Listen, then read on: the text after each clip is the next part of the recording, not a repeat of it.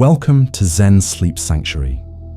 In a world where we are taught that happiness lives just beyond the next achievement, the next possession, the next experience, we find ourselves running endlessly toward horizons that recede with every step. Tonight's story invites you into an ancient truth that the sages have whispered across centuries, that freedom is not found in gaining more, but in the gentle art of letting go. From what corner of the world do you join us tonight? And what hour marks your journey into rest? The tale you are about to hear follows a man named Kenshin, a merchant whose pockets overflowed with gold, yet whose heart knew only emptiness. His journey from the marketplace to the mountain, from grasping to releasing, mirrors the path we all must walk when we finally ask ourselves what truly matters. If these stories bring value to your nights and nourishment to your spirit, we invite you to subscribe to Zen Sleep Sanctuary and join our growing community of seekers who gather here for wisdom, rest, and the deep peace that comes from walking the path together. The restless heart, inner emptiness. In a bustling city where merchants shouted their wares and coins changed hands like autumn leaves in wind, there lived a man named Kenshin, whose success was the envy of every trader in the district. His warehouses stretched along 3 streets, filled with silks from distant lands, spices that perfumed entire neighborhoods, jade carvings that captured light like frozen water, and ceramics so delicate they seemed made of morning mist. He had worked since boyhood to build this empire, rising before dawn and retiring long after sunset, driven by a hunger that never spoke its name but demanded constant feeding. People bowed when he passed, spoke his name with respect, sought his favor and his coin. Yet beneath the fine robes and practiced smile, beneath the careful negotiations and calculated risks, Kenshin carried a weight that no amount of success could lift. It pressed against his chest in quiet moments, whispered in the spaces between transactions, grew heavier with each acquisition that promised satisfaction, but delivered only brief distraction before the hunger returned, sharper than before. His home stood 3 stories tall, with gardens that required 4 workers to maintain, and rooms filled with treasures collected over 20 years of prosperous trade. There were painted screens depicting mountains he had never visited, instruments he had never learned to play, books in languages he could not read, and furniture crafted by artisans whose names he had forgotten. Each piece had once sparked excitement, had seemed essential, had promised to fill some unnamed void. He remembered the anticipation before each purchase, the brief elation of possession, then the swift fading into normalcy as the object joined the collection of things that surrounded him but no longer touched him. At night, lying on silk sheets in a room cluttered with abundance, Kenshin would stare at shadows dancing across painted ceilings and wonder why achievement tasted like ash in his mouth, why success felt like a burden he could not set down, why each day felt like running uphill toward a summit that never came closer. He had everything the world told him to want, yet he wanted still, endlessly, exhaustingly. The wanting had become who he was, the engine that drove him, the lens through which he saw every person and possibility.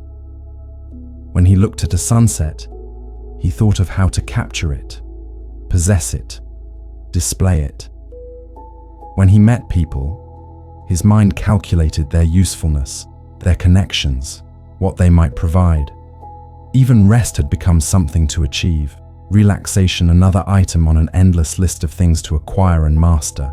His friends, if he could call them that, were business associates who measured their words as carefully as he measured his.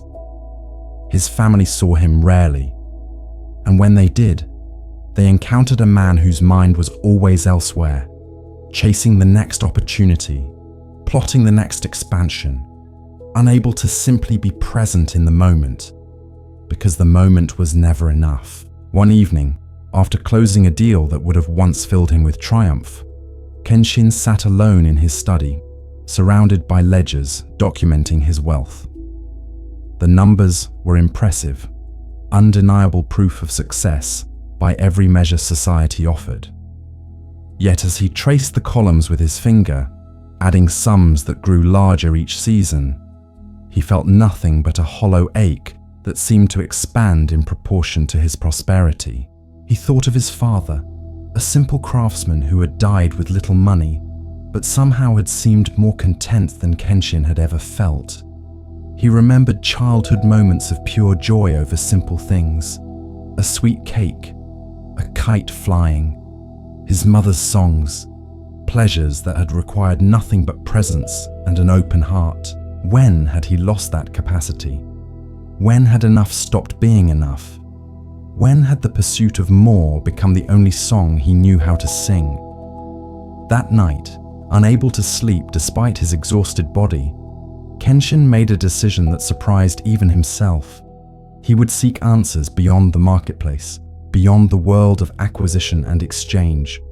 He had heard whispers of mountain monasteries where monks lived, with nothing yet seemed to possess peace that all his gold could not purchase. The idea would have seemed absurd to him a year ago, a waste of time that could be spent expanding his enterprises. But something in him had shifted, some recognition that continuing on his current path would lead only to more of the same dissatisfaction dressed in finer clothes. He needed to understand why he remained empty despite his fullness, why he suffered despite his success, why the desires that drove him forward also seemed to be slowly destroying him from within. As dawn light filtered through expensive curtains, Kenshin began making arrangements for his absence. He appointed trusted managers to oversee his businesses, made provisions for his household, and packed a simple bag with plain clothes and basic necessities. His servants watched with confusion as their wealthy master prepared to leave like a common traveler, taking nothing of value, leaving behind everything that defined him in the eyes of the world. Some thought he had lost his mind, others whispered about debts or scandals, but Kenshin offered no explanations because he barely understood his own motives. He knew only that he could not continue as he had been, that something essential was calling to him from beyond the life he had built, that the answer to his restlessness lay not in gaining more, but perhaps in everything he had been taught to avoid: stillness, simplicity, the terrifying prospect of being enough without acquiring anything at all. On the morning of his departure, Kenshin walked through his home one final time, seeing it with strange new eyes. Every object seemed to ask why it had been purchased, what void it was meant to fill, what promise it had failed to keep. The accumulation of a lifetime surrounded him like walls of a beautiful prison, each piece evidence of his belief that happiness could be bought, that satisfaction could be imported, that meaning could be collected and displayed. He felt simultaneous attachment and revulsion, pride and shame, the peculiar grief of recognizing that what he had spent his life building might not be what his soul actually needed. With a breath that seemed to come from some deep and long-forgotten place, he stepped out of his house, closed the door behind him, and turned his face toward the mountains that rose in the distance, like silent teachers waiting with infinite patience for the student to finally arrive. The city was just beginning to wake as Kenshin walked through familiar streets that suddenly seemed foreign. He passed his warehouses without stopping, nodded to merchants setting up their stalls without pausing to negotiate, moved through the commercial district that had been his kingdom without feeling the usual pull to engage, to compete, to acquire. With each step away from the known world, he felt both lighter and more frightened, as if he were shedding a skin that had grown too tight, but discovering tender vulnerability beneath. The desires that usually drove him seemed to quiet slightly in the morning air, or perhaps he was simply noticing them for the first time as phenomena rather than commands, impulses rather than imperatives, habits of mind rather than unchangeable truths about who he was and what he needed. By midday, He had left the city gates behind and found himself on roads that narrowed with each mile, leading toward foothills that promised steep climbs ahead. The merchants and travelers grew fewer, the noise of commerce faded, and in its place came sounds he had forgotten existed. Birdsong, wind through grass, his own footsteps on packed earth, the rhythm of his breathing.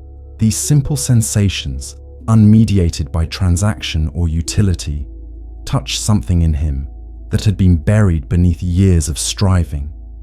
He noticed how sunlight fell through leaves, creating patterns that existed for no purpose but their own brief beauty.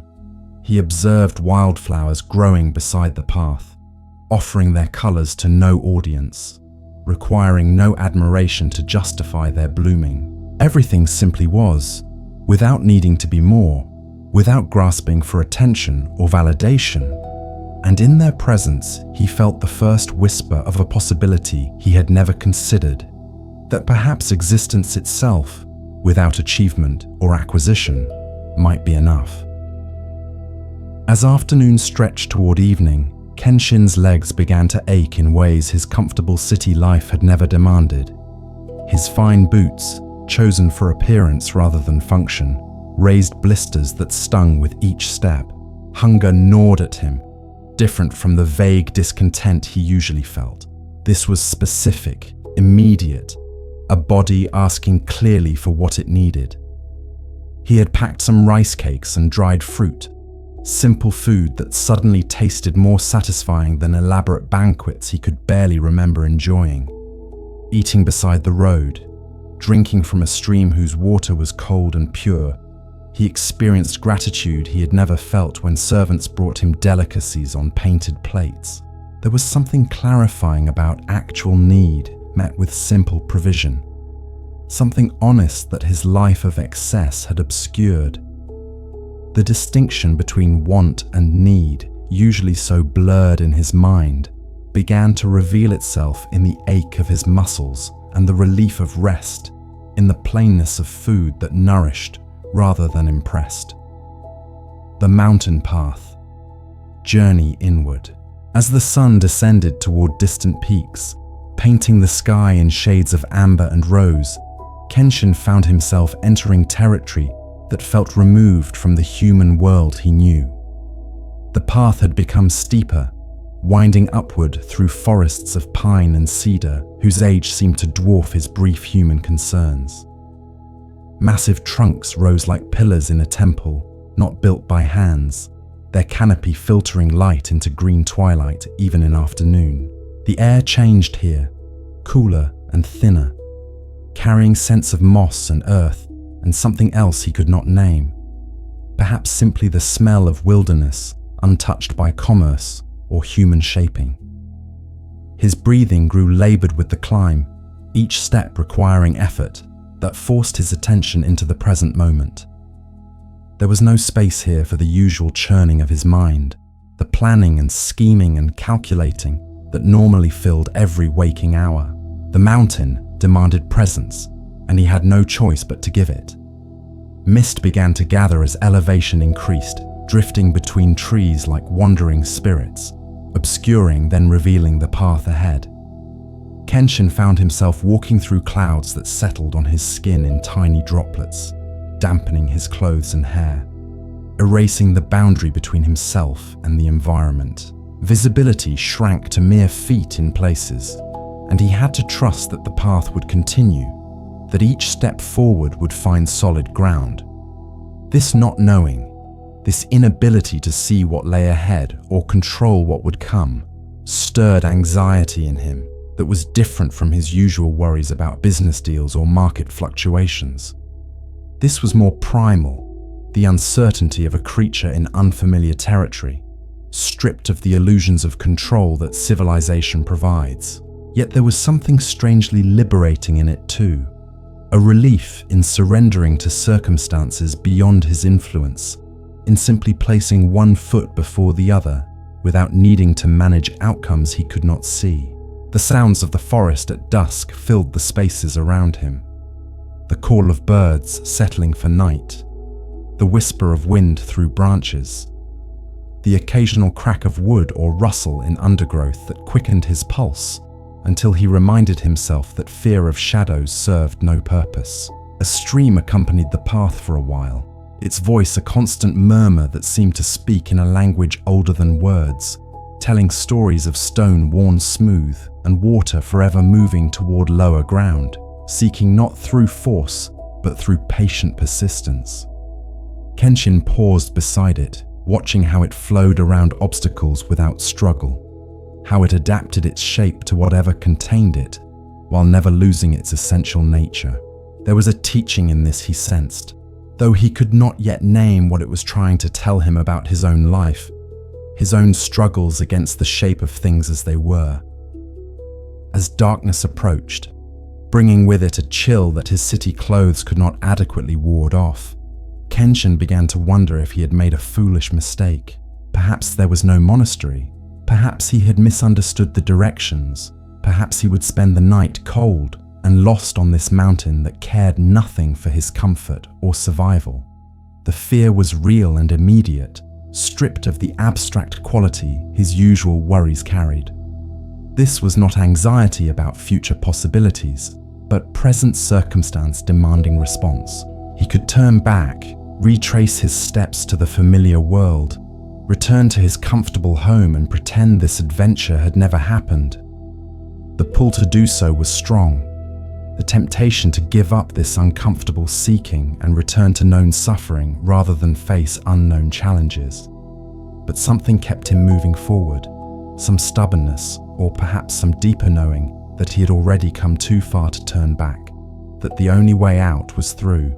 Just as he was considering finding shelter beneath trees for the night, the mist parted briefly, and he glimpsed lights ahead, faint and golden, flickering like stars brought down to earth. His pace quickened despite his exhaustion, hope rising that perhaps his journey had not been in vain.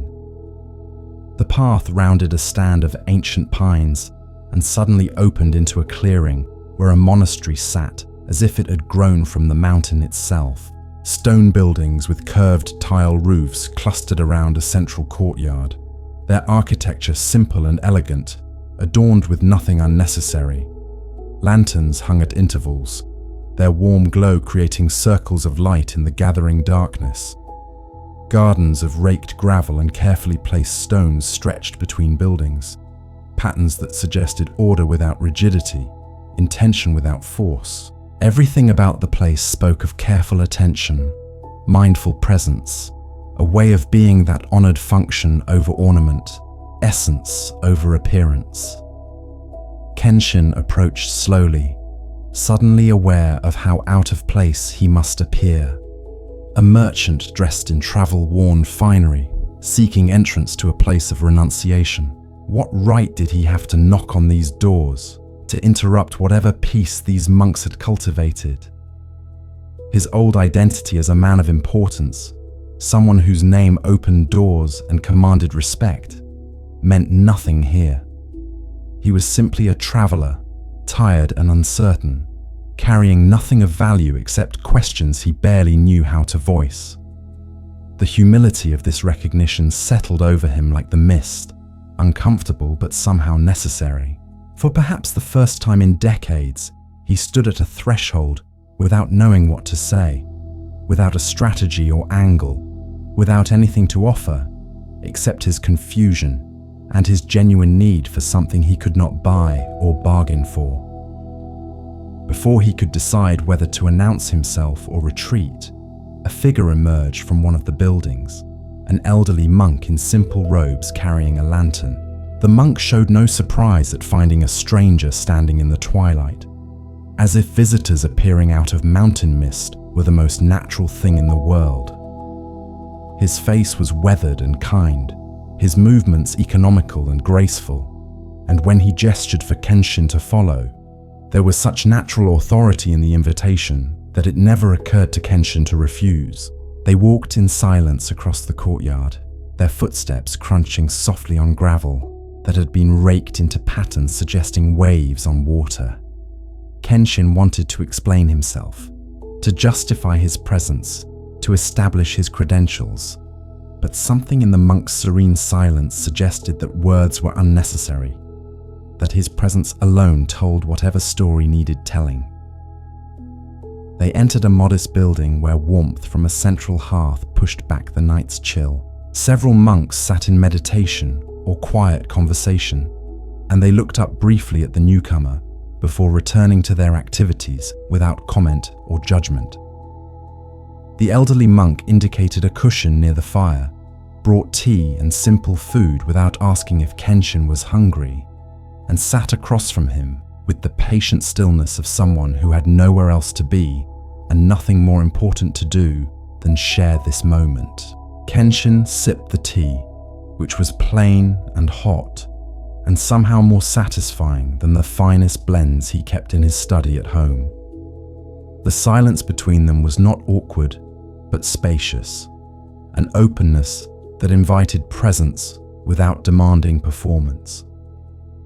For the first time in longer than he could remember, Kenshin felt something in his chest begin to unclench, some chronic tightness he had carried so long, he had forgotten it was not normal to feel this way.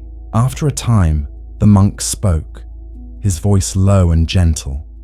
He asked no questions about who Kenshin was or why he had come, offered no teachings or wisdom, simply remarked that the night was cold and the mountain was steep, and rest was a gift the body needed. He showed Kenshin to a small room with a sleeping mat and blanket, a space so simple it contained only what was necessary for rest and nothing more. As Kenshin lay down, his body aching in ways that felt honest and earned, he listened to the silence of the monastery settling into night.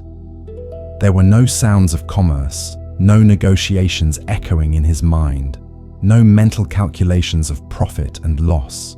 There was only the darkness, his breathing, the distant voice of the stream, and somewhere deep inside him, a question forming that he had never allowed himself to ask. What if everything he had been chasing had been running away from him, and everything he had been running from was actually what he needed to finally stop and face? Meeting Master Ryoshin, the silent teacher. Morning came to the monastery not with the jarring clamor of city life, but with gradual lightning, birdsong, and the soft tone of a bell calling the community to meditation. Kenshin woke disoriented, his body stiff from the thin mat and simple accommodations, yet somehow more rested than many nights spent on his expensive bed surrounded by luxury. Through the small window he could see mist still clinging to the valley below, while above, the sky was clearing to reveal peaks that seemed to touch the realm of clouds. The air was crisp and clean, carrying the scent of incense from the meditation hall, and for a moment before memory fully returned, he simply existed in the present sensation, without the weight of identity or history pressing down on him. Then thought returned, bringing with it all his questions and uncertainties. But somehow they felt less urgent here, less like emergencies demanding immediate resolution, and more like puzzles that might unfold in their own time. He made his way to the courtyard, following the sound of movement, and found monks engaged in morning routines with a quality of attention that transformed mundane tasks into something that resembled ceremony. One swept the path with strokes so deliberate and mindful that the act seemed less about removing leaves and more about honoring the ground itself. Another tended a small garden, touching each plant with such care that Kenshin felt he was witnessing not maintenance, but relationship. Everything happened without hurry, yet without waste, each action complete in itself, rather than merely preparation for what would come next. He had never seen work done this way, without the sense that it was obstacle between present and future, without the feeling that one was enduring necessary unpleasantness to reach desired outcomes. These monks seemed to be fully present in the doing itself, finding something in the activity that Kenshin had only ever found in completion and accomplishment. A young monk noticed him standing uncertain in the courtyard and approached with a smile, gesturing that he should follow. They walked to a simple dining hall, where the community gathered for a breakfast of rice porridge, pickled vegetables, and tea.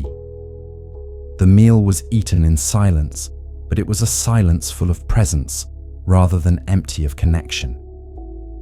Kenshin watched how each monk ate with complete attention, how they handled bowls and chopsticks with respect, how they seemed to actually taste each bite rather than consuming food while thinking of other things.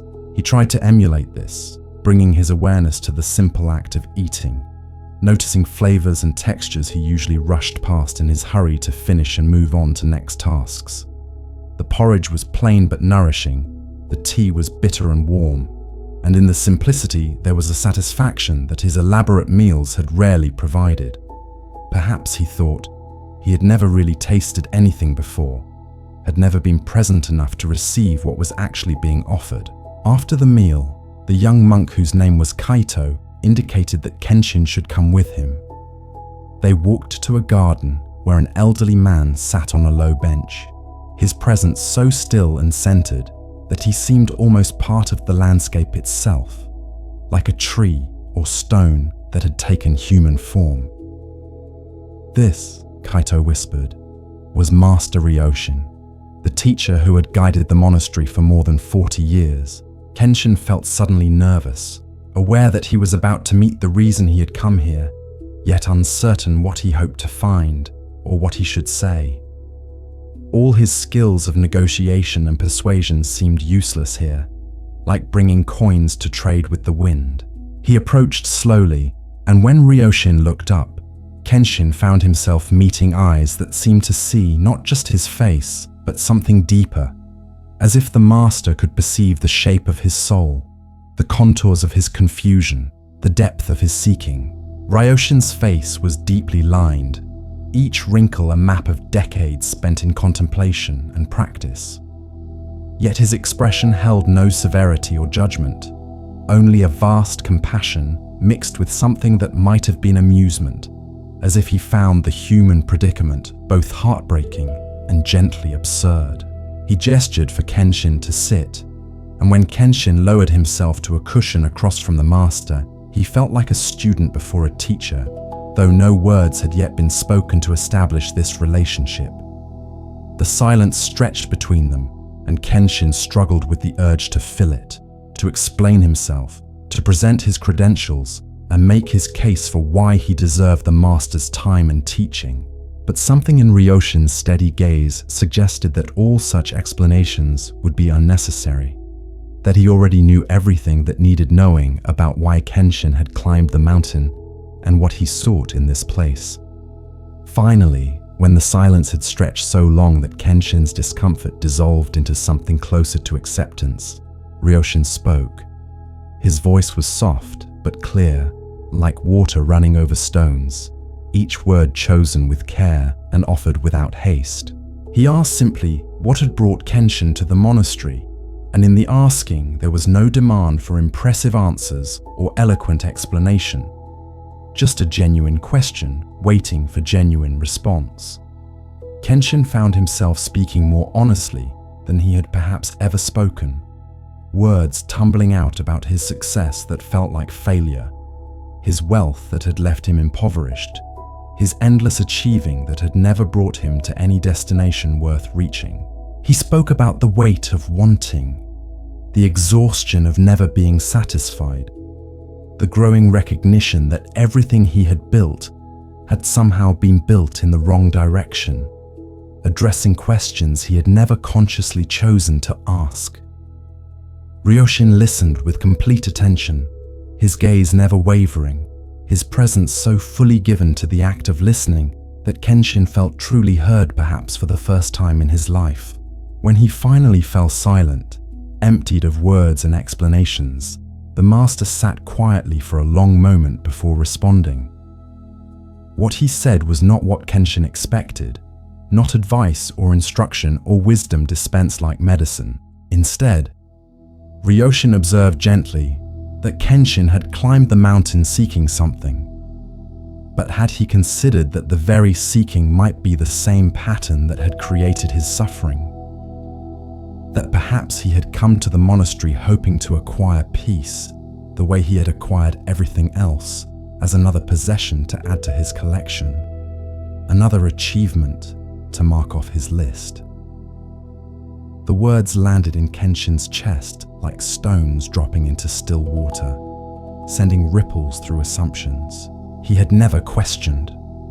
Before Kenshin could formulate a response, Ryoshin continued, his tone remaining gentle even as his words cut through layers of confusion.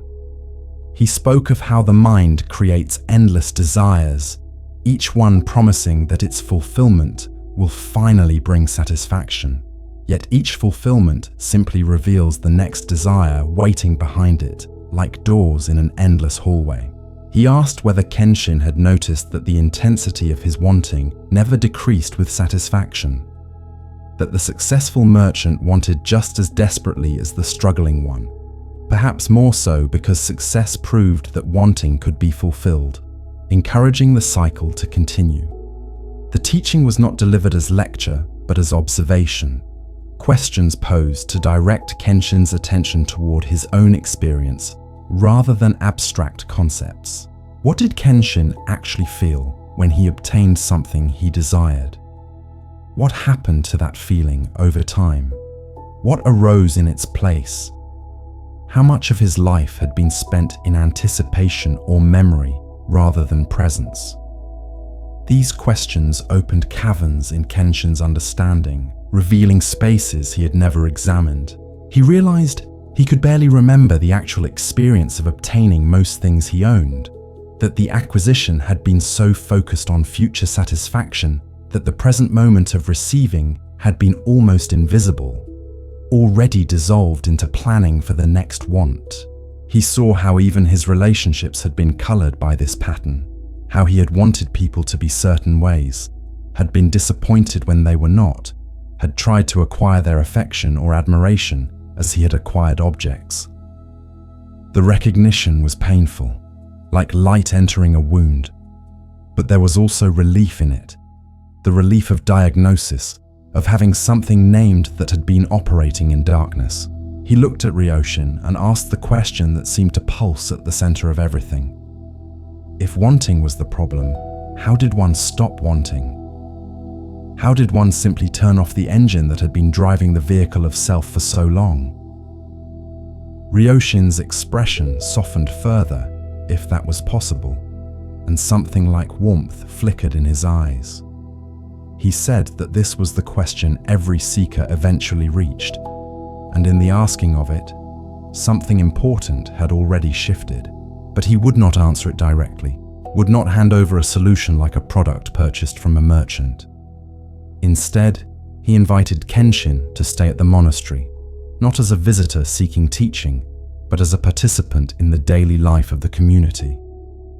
He would work in the gardens, sit in meditation, share meals in silence, perform the simple tasks that maintained the monastery. In doing these things with attention, Ryoshin suggested, the answer might reveal itself not as intellectual understanding, but as lived experience, insight arising from presence rather than grasping. Kenshin felt both disappointed and intrigued. Part of him wanted the master to simply tell him what to do, to provide a technique or practice that would solve his problem efficiently so he could return to his life transformed. But a deeper part recognized the wisdom in this approach, the understanding that what he needed could not be given, but only discovered through his own attention and presence. Ryoshin stood, indicating that their conversation was complete for now, and invited Kenshin to join the community in their morning work. As they walked back across the courtyard, the master paused beside a small pond, where koi moved slowly through clear water. He pointed to the fish and observed how they swam without purpose beyond swimming itself, how they existed in the present moment without grasping toward future or clinging to past. They were fed and they ate. They were hungry and they swam. They encountered obstacles and flowed around them. This was not because they were enlightened, but because they had never lost the naturalness that humans covered over with layers of thought and desire and identity. The work of practice, Ryoshin suggested, was not to acquire some special state, but to rediscover what had always been present beneath the accumulation, to let fall away what had been added until what remained was simple, clear, and sufficient. With that, he smiled and walked away, leaving Kenshin standing beside the pond, watching fish that knew nothing of wanting, yet somehow seemed more free than he had ever been. The Garden of Stones. Patterns and impermanence.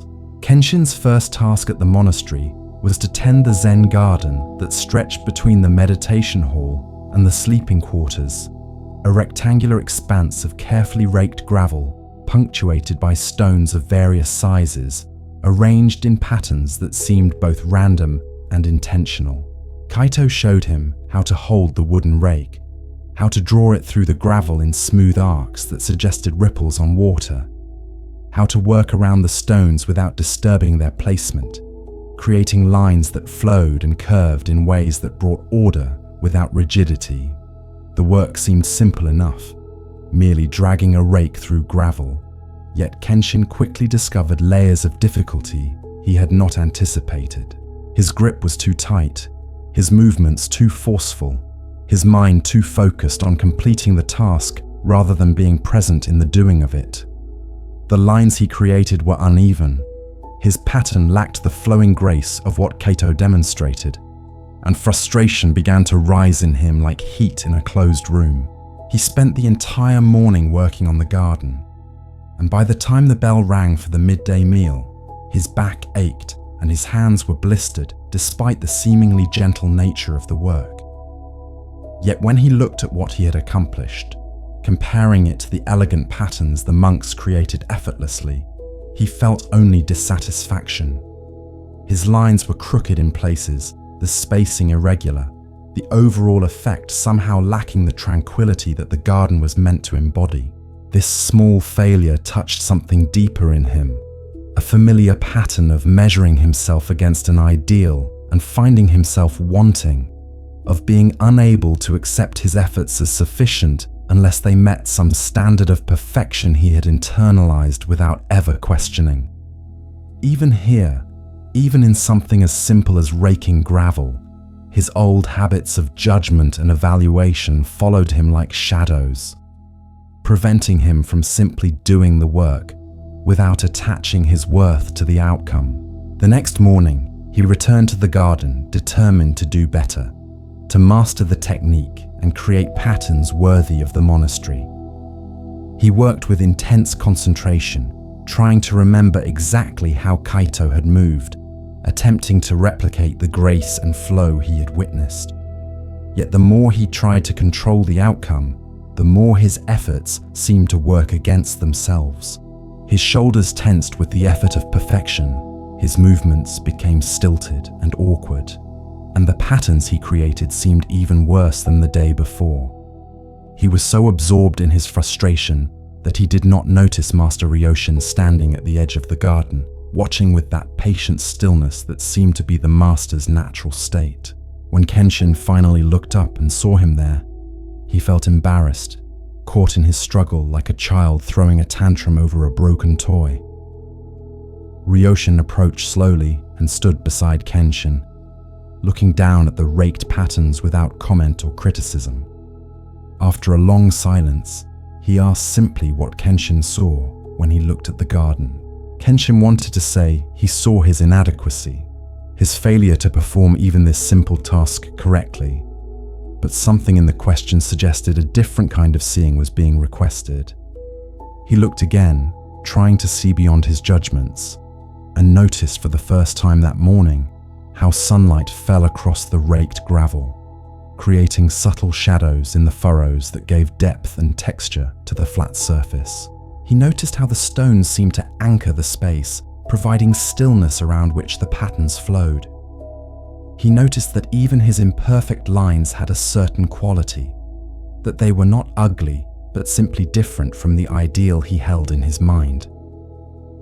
When he spoke these observations, Ryoshin nodded slowly, as if something important had been recognized. The master then asked another question that seemed simple, but opened into depths Kenshin had not considered. What would happen to these patterns he was working so hard to create? Kenshin understood immediately. The first wind would disturb them, rain would wash them away. Other monks would rake new patterns over his. Nothing he did here was permanent, or would last beyond the briefest moment. The recognition brought a wave of something between despair and liberation. If nothing lasted, why bother doing it well? But also, if nothing lasted, why torture himself over imperfection? Ryoshin seemed to read these thoughts on his face and spoke gently about the nature of all created things. How everything that arises also passes away. How clinging to outcomes that cannot be held was the source of endless suffering. How the work itself was complete in each moment regardless of whether it endured.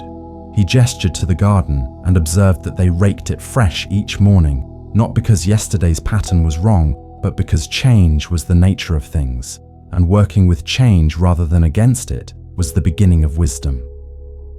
The stones remained, but the patterns flowed and shifted, and both were necessary. Both were part of the garden's teaching. Some things endure, and some things pass, and peace came not from making the impermanent permanent, but from accepting the dance between the two. Kenshin felt something shift in his understanding, a small opening where there had been only frustration. He asked if he should care less about doing the work well, and Ryoshin smiled, shaking his head. The teaching was not to care less, but to care differently, to bring full attention and effort to the task while releasing attachment to results, to pour himself completely into the raking while understanding that the pattern's impermanence did not diminish the value of his care. Over the following days, Kenshin returned to the garden each morning with this new understanding, though applying it proved more difficult than grasping it conceptually. His old habits of grasping and evaluation did not disappear simply because he understood they were unhelpful. He would find himself tense with effort, caught in judgment, frustrated by imperfection, and then he would remember the teaching, soften his grip on both rake and outcome, and return to simple attention on the movement itself. Gradually, almost without noticing, his patterns began to improve, not because he was trying harder, but because he was trying less, allowing the natural movement of his body to guide the rake, rather than forcing it to conform to mental images of perfection. There was a paradox in this that delighted him. When he stopped grasping for the outcome naturally improved. Yet if he tried to use this insight as a technique to achieve better results, the grasping returned and the work suffered. One morning, he arrived at the garden to find that overnight wind had completely destroyed the pattern he had spent hours creating the previous day. His first reaction was anger, a flash of resentment at the waste of his effort, the unfairness of nature undoing his work. But then he noticed how beautiful the garden looked in its windswept disorder, how the scattered gravel created its own pattern, how the stones stood out more dramatically against the chaos. He realized he was looking at the same impermanence Ryoshin had pointed toward, seeing it not as enemy, but as teacher, as the very thing that made each moment of creating meaningful, precisely because it was temporary. If the patterns lasted forever, there would be no reason to rake each morning, no opportunity to begin fresh, no practice of letting go built into the very structure of the task. The impermanence was not a flaw in the system, but its essential wisdom, training him in the art of releasing attachment to outcomes, even as he gave himself fully to creating them. He began raking the new pattern with a lightness he had not felt before, not taking it less seriously, but holding it less tightly, caring for it completely while understanding its temporary nature. As he worked, a thought arose that seemed to apply to more than just garden raking. How much of his life had he spent trying to make permanent what could only ever be temporary? How much energy had he poured into protecting and maintaining, into ensuring that nothing changed, into denying the fundamental truth that everything changes regardless of his wishes. His wealth, his possessions, his status, even his body and mind, all of it was as impermanent as patterns in gravel, yet he had related to it all as if it could be made permanent through sufficient effort and control. The suffering this created was not because things changed, but because he insisted they should not, because he placed his peace in maintaining what could not be maintained. As morning light strengthened and birds sang in nearby trees, Kenshin continued his work in the garden, his movements now flowing with something that felt almost like joy, or at least a kind of engagement he had rarely experienced in his previous life. He was not thinking about the finished product, or comparing himself to others, or worrying about whether his effort was sufficient. He was simply raking, simply present with the sensation of gravel moving beneath the wooden teeth, simply alive in this moment that required nothing from him except his attention. When he finished and stepped back to look at what he had created, he felt satisfaction not because the pattern was perfect, but because he had given himself completely to its creation, while understanding that its value did not depend on how long it lasted. This was a different kind of success than he had ever known, one measured not in outcomes but in quality of presence. And in that moment, standing beside a garden that would be rearranged by tomorrow's wind, he felt more accomplished than he had ever felt closing a profitable business deal. The parable of two travelers, teaching through story. As evening descended on the monastery, the community gathered in the meditation hall not for silent practice, but for what Kaito explained was story time. A tradition where Master Ryoshin would share teachings through parables and tales collected over decades of study and contemplation. Kenshin took his place among the monks on a cushion near the back, feeling both curiosity and skepticism about what wisdom could be conveyed through simple stories, his merchant mind still preferring direct instruction and clear explanation over metaphor and narrative. The hall was lit by oil lamps that cast warm light across wooden beams and created shadows that danced on walls as monks settled into stillness, their attention turning toward the master who sat at the front of the room with that quality of presence that seemed to draw focus naturally without demanding it. Ryoshin began without preamble, his voice taking on the rhythmic quality of a storyteller who had told these tales many times yet found them fresh with each telling. He spoke of two travelers who set out on the same journey toward a distant city, both leaving from the same village on the same morning with the same destination in mind. The first traveler was a wealthy merchant who packed extensively for the journey, filling large bags with possessions he thought he might need.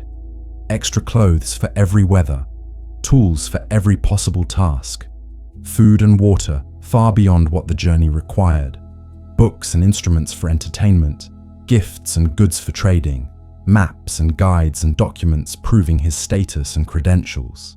His bags were so heavy that he had to hire porters to carry them, and even with help, the weight of his provisions slowed his progress considerably. Every hill became a struggle, every rough path a trial, and he constantly worried about his belongings, whether they were secure, whether anything had been lost or stolen, whether he had packed enough or perhaps too much. The second traveler was a wandering monk who carried nothing but a walking stick and a small bowl for receiving food. He wore simple robes that could be washed in any stream and dried in any sun, owned no extra possessions that required protecting or maintaining, and moved through the landscape with the ease of someone unburdened by the weight of things. When he was hungry, he would stop at villages along the way and receive whatever food was offered, sometimes abundant and sometimes meager, but always sufficient for his needs. When he was tired, he would rest beneath trees or find shelter in temples or the homes of kind strangers. He carried no map because he trusted the path to reveal itself, no entertainment because the journey itself was endlessly interesting, no proof of status because he had no need to prove anything to anyone. His only concern each day was to walk with attention, to be present with whatever arose, to meet each moment without demanding it be different from what it was. Ryoshin paused in his telling, letting the image of these two travelers settle in the minds of his listeners, and Kenshin found himself already defensive, anticipating where the story would go and resisting its obvious lesson. Of course, the monk would arrive first and be happier. This was a teaching tale designed to show the burden of possessions, but it was also unrealistic, he thought. In the real world, one needed resources, one needed to plan and prepare.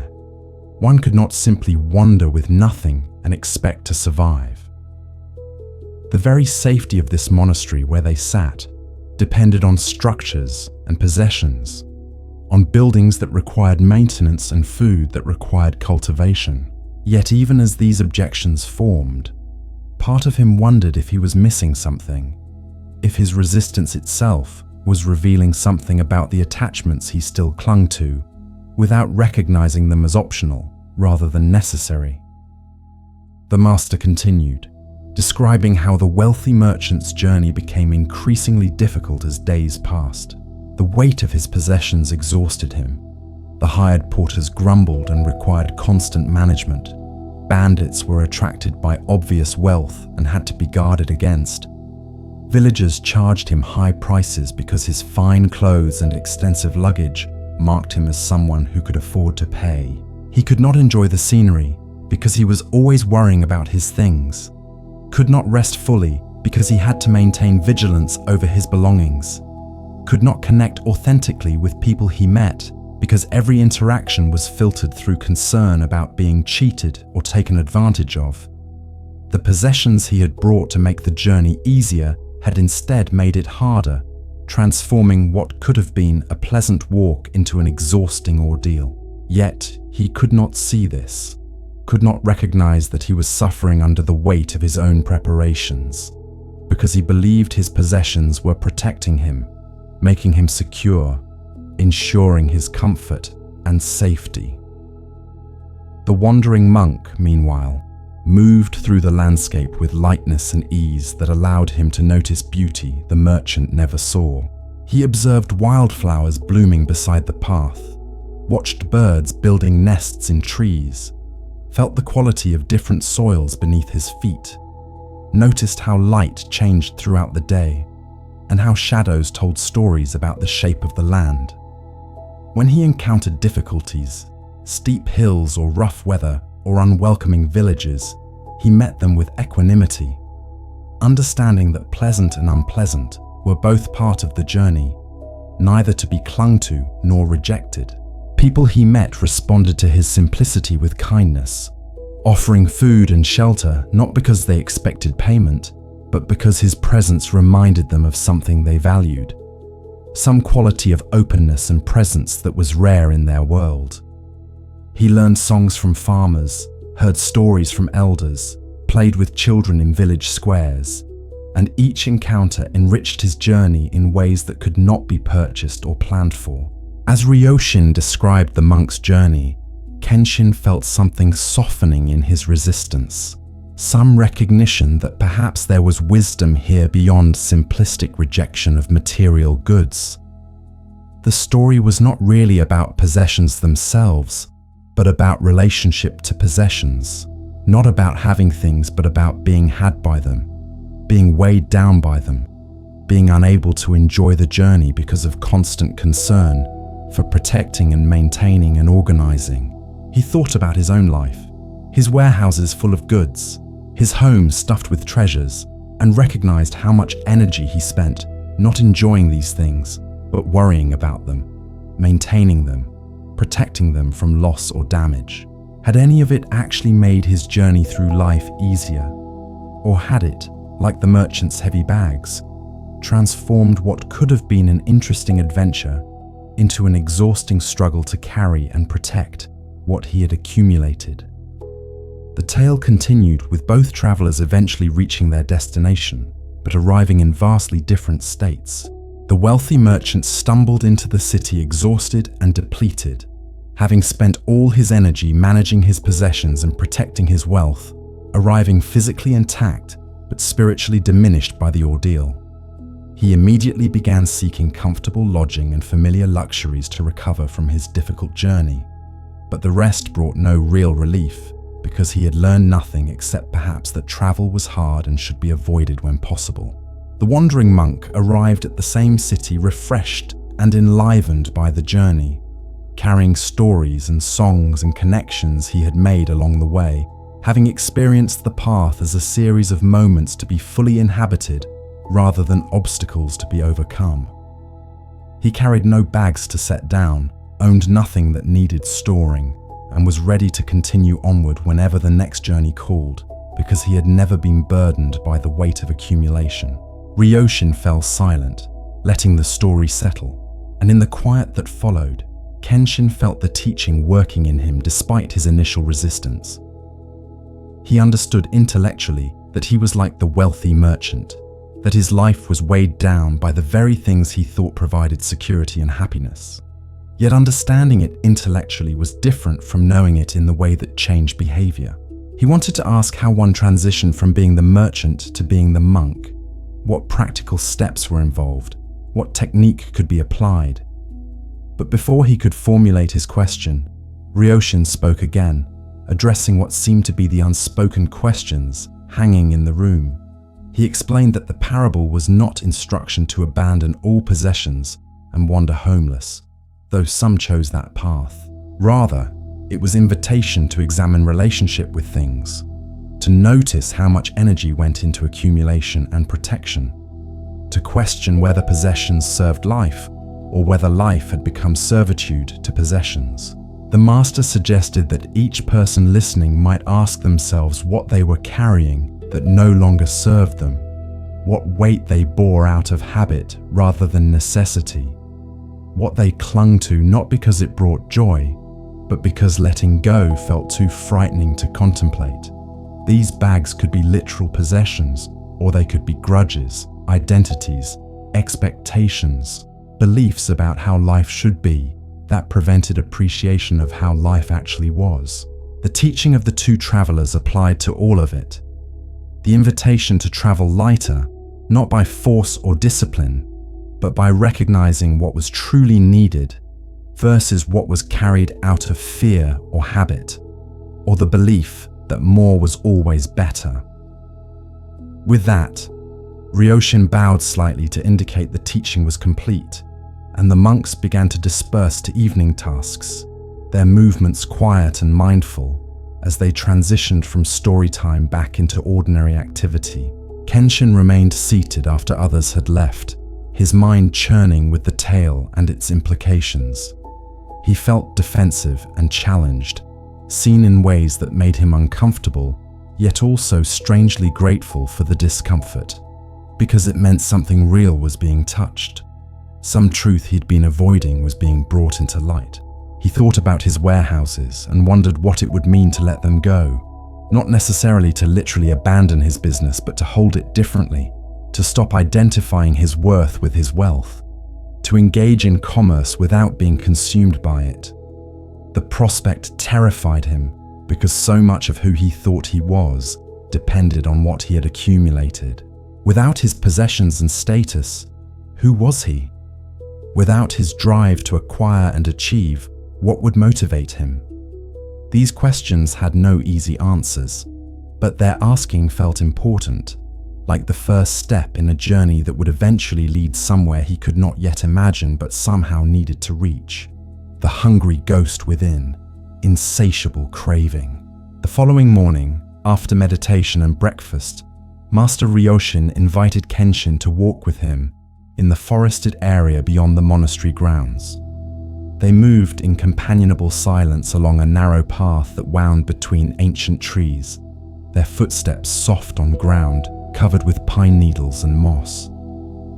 The forest was alive with sounds, wind moving through branches, water trickling somewhere nearby, birds calling to one another in languages incomprehensible yet somehow meaningful. Kenshin found his mind still occupied with the previous night's story. still wrestling with implications he could not quite grasp, or perhaps did not want to fully accept. Ryoshin seemed content to simply walk, and in his presence, Kenshin felt less pressure to fill silence with words, less need to perform or prove or explain himself. They were simply two humans moving through a forest, and for stretches of time, that was enough. Eventually, they came to a small clearing where a stream broadened into a shallow pool before continuing its descent down the mountain. Ryoshin settled onto a flat stone beside the water and gestured for Kenshin to join him.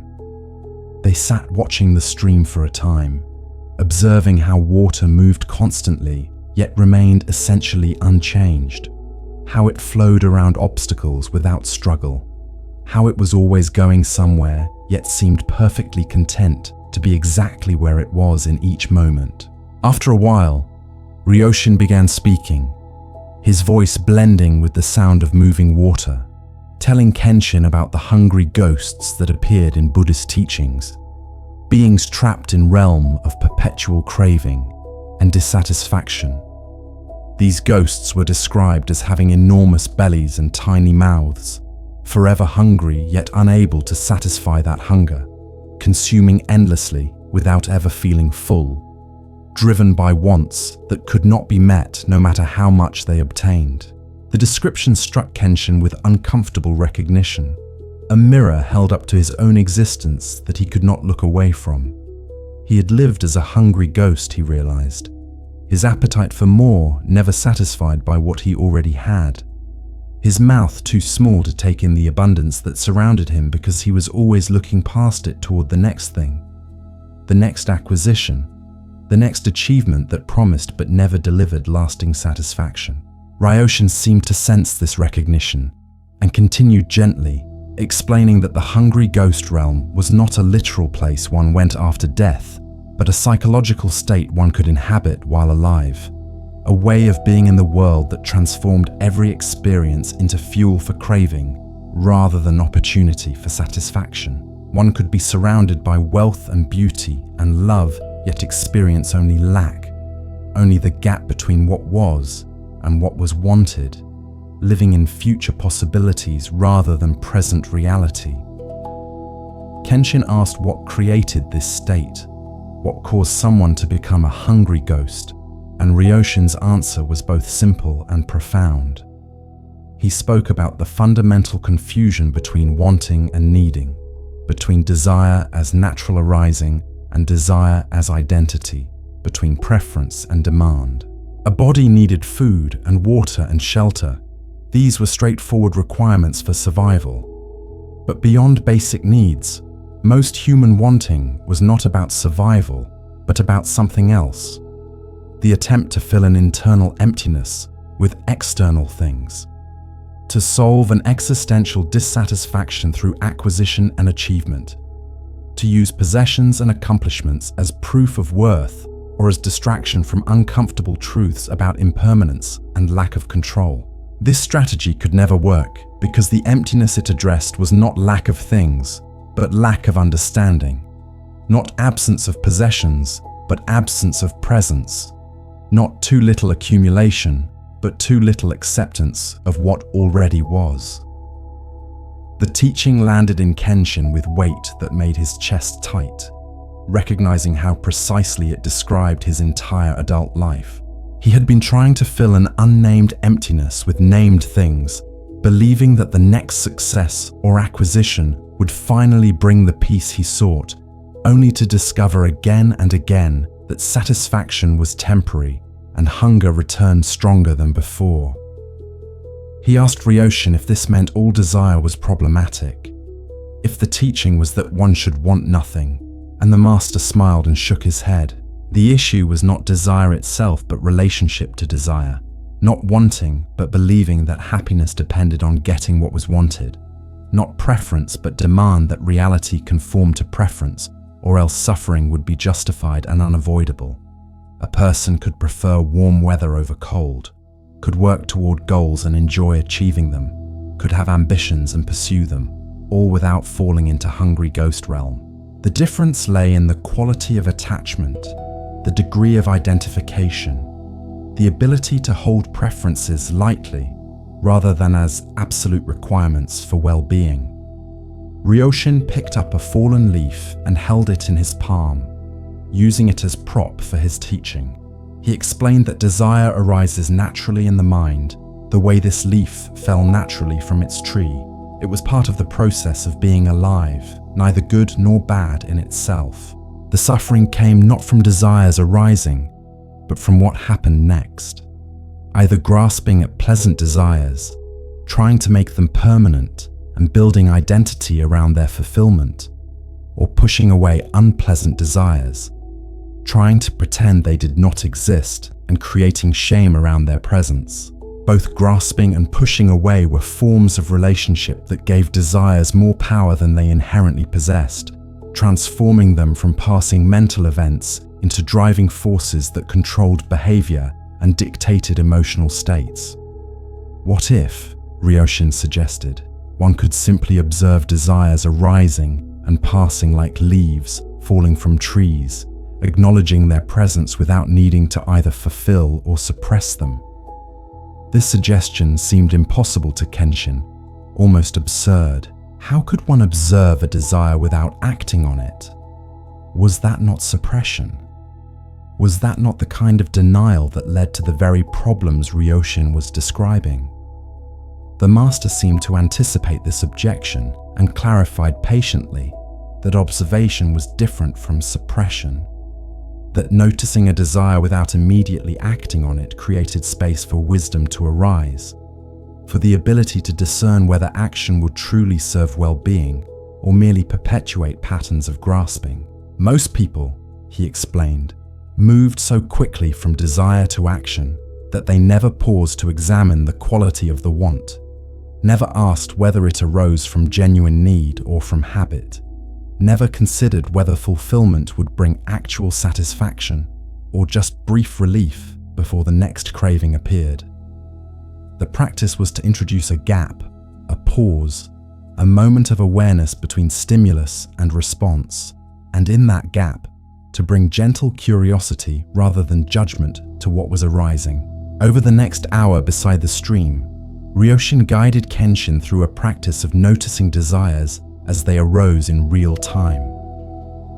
They sat in silence, and Kenshin brought attention to his immediate experience, noticing physical sensations, thoughts, emotions, and the wants that accompanied them. He noticed the desire to shift position as his legs grew uncomfortable, the desire for the teaching to provide immediate solutions, the desire to be seen as a good student, the desire to understand everything perfectly, the desire for the discomfort of self-examination to be over so he could feel better. Each want appeared in his awareness, like a fish surfacing briefly in the pool before disappearing again, and Ryoshin encouraged him to simply note each one without immediately moving to fulfill it or push it away. What Kenshin discovered in this practice was shocking.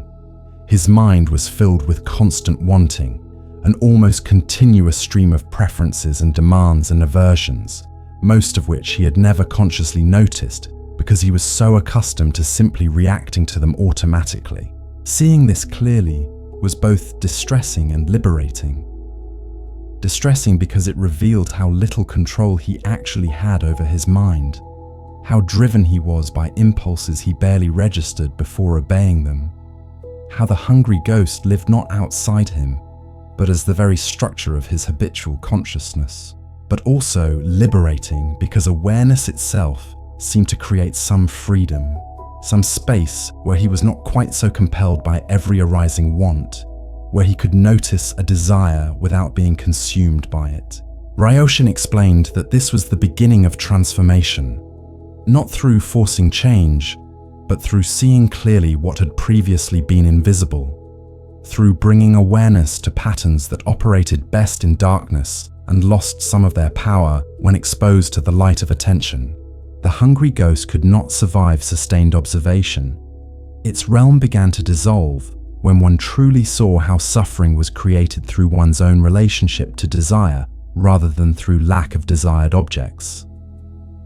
As they walked back to the monastery in the softening light of afternoon, Kenshin felt simultaneously heavier and lighter than when they had set out.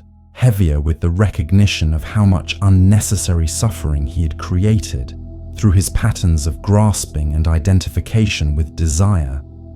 Lighter with the possibility that these patterns were not fixed truths about who he was, but habits that could change through awareness and practice. Ryoshin walked beside him with that quality of peaceful presence that suggested he had walked this path himself many years ago, had faced his own hungry ghosts and found his way to freedom, and was now offering the same possibility to Kenshin, not as a gift handed over, but as a direction pointed toward. A path that each person had to walk themselves. A journey that could not be taken by anyone else, no matter how much they cared, or how clearly they could see the way forward. Observing the monks, contentment in simplicity. In the days that followed his conversation with Master Ryoshin about hungry ghosts and the nature of craving, Kenshin found himself observing the monastery's daily rhythms with new attention, watching the monks move through their routines with a quality he was only beginning to understand. Each morning, they rose before dawn to the sound of a bell, gathering in the meditation hall to sit in silence as darkness gradually gave way to light. There was no complaint about the early hour, no resistance to the discipline, just quiet movement from sleeping to waking to sitting, as natural as breath following breath. After meditation came simple breakfast eaten in silence, then work assignments that rotated among the community so that no task was considered beneath anyone or reserved for those of lower status. One day a monk might be cooking, the next day cleaning, the following day tending gardens or repairing buildings, and each task was performed with the same quality of attention, the same sense that this activity was complete in itself rather than merely preparation for something more important. Kenshin watched them work and tried to understand what he was seeing. There was no hurry in their movements, yet nothing was left undone. No visible ambition, yet work was completed with skill and care. No apparent desire for recognition, yet each person seemed to take quiet satisfaction in contributing to the community's well-being. They owned almost nothing beyond their robes and bowls, possessed no private wealth or personal status markers, yet they seemed more content than most wealthy people Kenshin had known, certainly more content than he himself had been despite his abundance. This puzzled him and even irritated him slightly, as if their contentment were an implicit criticism of the life he had led, a suggestion that he had been pursuing happiness in entirely the wrong direction. Yet he could not deny what his eyes showed him. These people with almost nothing seemed to lack for nothing, while he with everything had been starving. One afternoon, he found himself working alongside Kaito in the vegetable garden that provided much of the monastery's food. They were weeding between rows of vegetables, a tedious task that Kenshin's merchant mind deemed inefficient and beneath his abilities. Yet Kaito approached it with the same focused attention he brought to meditation or study. Kenshin watched him work for a while before asking the question that had been building in him. Was Kaito truly happy here? Or was this contentment a kind of performance, a suppression of natural desires and ambitions in service of religious ideals that denied full humanity? The question came out more confrontationally than he intended, revealing his own defensiveness, his need to believe that his former way of life had not been entirely misguided. Kaito paused in his work, sitting back on his heels with dirt on his hands and a gentle expression that held no offense at the challenge. He considered the question seriously before responding, honoring it with genuine reflection rather than automatic platitudes. He told Kenshin that he had not always been a monk, that he had come from a merchant family not unlike Kenshin's background, had been trained to take over family business, and had spent his youth pursuing exactly the kind of success that Kenshin had achieved. He had wanted wealth and status and pleasure, had pursued them with dedication, and had obtained enough of them to discover that they did not deliver what he had been promised. The dissatisfaction had grown unbearable, and in desperation more than wisdom, he had come to the monastery much as Kenshin had, seeking answers to questions he could barely articulate. That had been 8 years ago, and in that time he had discovered a kind of happiness he had not known existed, one that did not depend on circumstances aligning with his preferences or on achieving goals he set for himself. Kenshin pressed him further, asking if he never wanted things, never felt desires for comfort or pleasure or experiences beyond the monastery's simple routines. Kaito smiled and acknowledged that of course he felt desires. He was human with a human body and human conditioning. He sometimes wanted food that tasted better than the simple fare they ate, sometimes wanted to sleep past the early bell, sometimes wanted recognition for his efforts or felt aversion to difficult tasks. The difference, he explained, was not that desires disappeared, but that he had learned not to believe them, not to take them as commands that must be obeyed or as problems that needed solving. A desire would arise, he would notice it, and then it would pass, like clouds moving across sky. He did not need to grab at pleasant desires or run from unpleasant ones. He could simply observe them as mental events rather than directives for action, and in that observation, he found a freedom that felt more valuable than any satisfaction temporary fulfillment could provide. This explanation resonated with something Kenshin had begun to sense in his own practice of observing desires, yet it still seemed incomplete. He asked about ambition, about the drive to create and build and contribute something meaningful to the world. Did the monastery not require him to give up that essential human quality, to become passive and withdrawn rather than engaged with life's possibilities? Kaito's response surprised him by acknowledging the validity of the concern while reframing it entirely.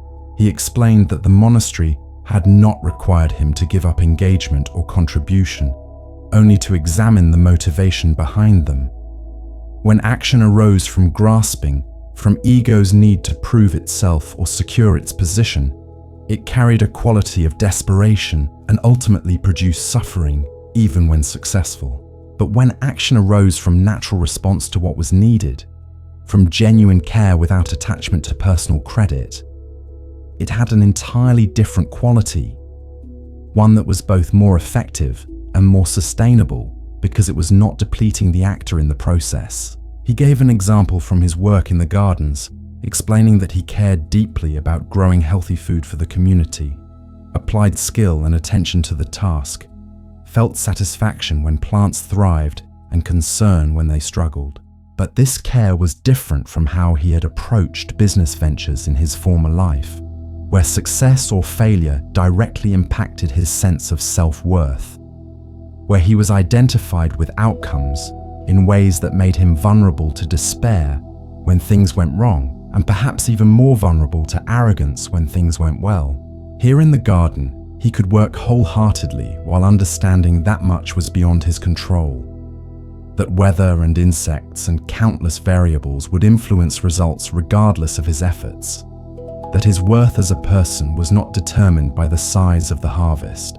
This understanding paradoxically made him a better gardener because it freed him from the tension and anxiety that came with over-identification, allowed him to respond more flexibly to what was actually happening rather than being caught in what should be happening.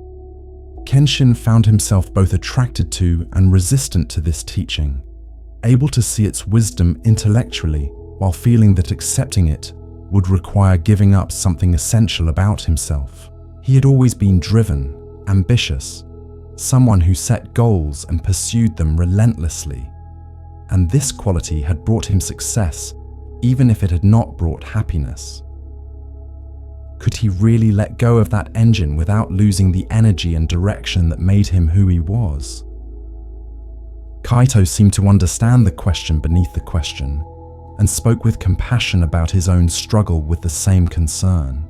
He explained that in his experience, Letting go of driven ambition had not made him passive or lazy as he had feared, but had actually revealed a deeper kind of motivation, one that came from natural interest and care rather than ego's desperate need to prove itself.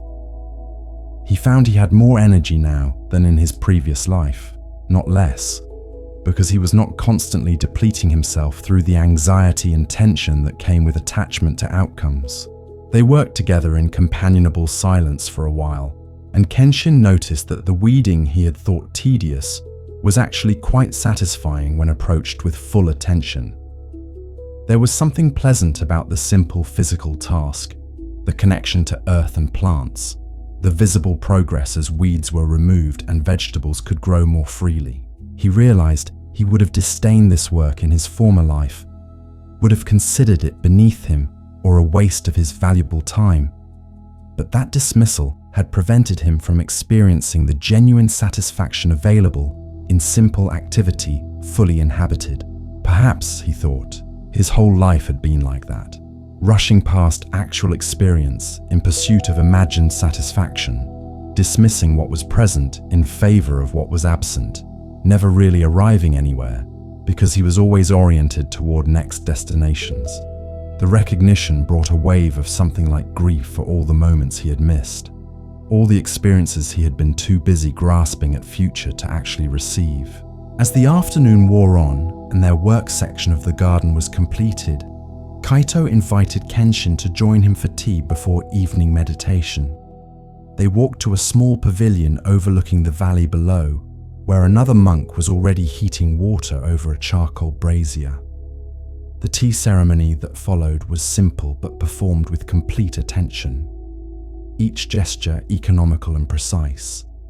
Each moment honored for itself rather than rushed through to reach completion.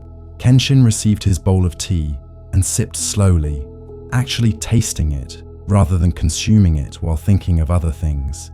And in that simple act of full presence, he experienced a richness he had rarely known. This was what the monks had that he had lacked, he realized. Not contentment that came from having no desires, but contentment that came from being fully present with what was, from receiving each moment as complete, rather than a stepping stone to somewhere else, from recognizing sufficiency in simplicity, rather than seeking satisfaction in accumulation. The sun was lowering toward the western peaks, painting the sky in colors that seemed to pour out of some infinite palette, and the three men sat in silence, watching the day transform into evening. Kenshin felt something in him settling, some chronic restlessness, quieting if only briefly, some glimpse of what peace might feel like when it was not pursued, but simply allowed to arise naturally when grasping ceased. He understood that one conversation and one afternoon of mindful weeding had not transformed him, that his old patterns would return and would need to be met again and again with patient awareness. But something had shifted nonetheless. Some possibility had opened that had not existed before. The monks were showing him not through their words, but through their way of being that a different relationship with life was possible. That happiness was not something to be achieved through accumulation, but something to be discovered through releasing. That contentment was the natural state when confusion about what was actually needed fell away and left only presence with what already was. The storm and the shelter.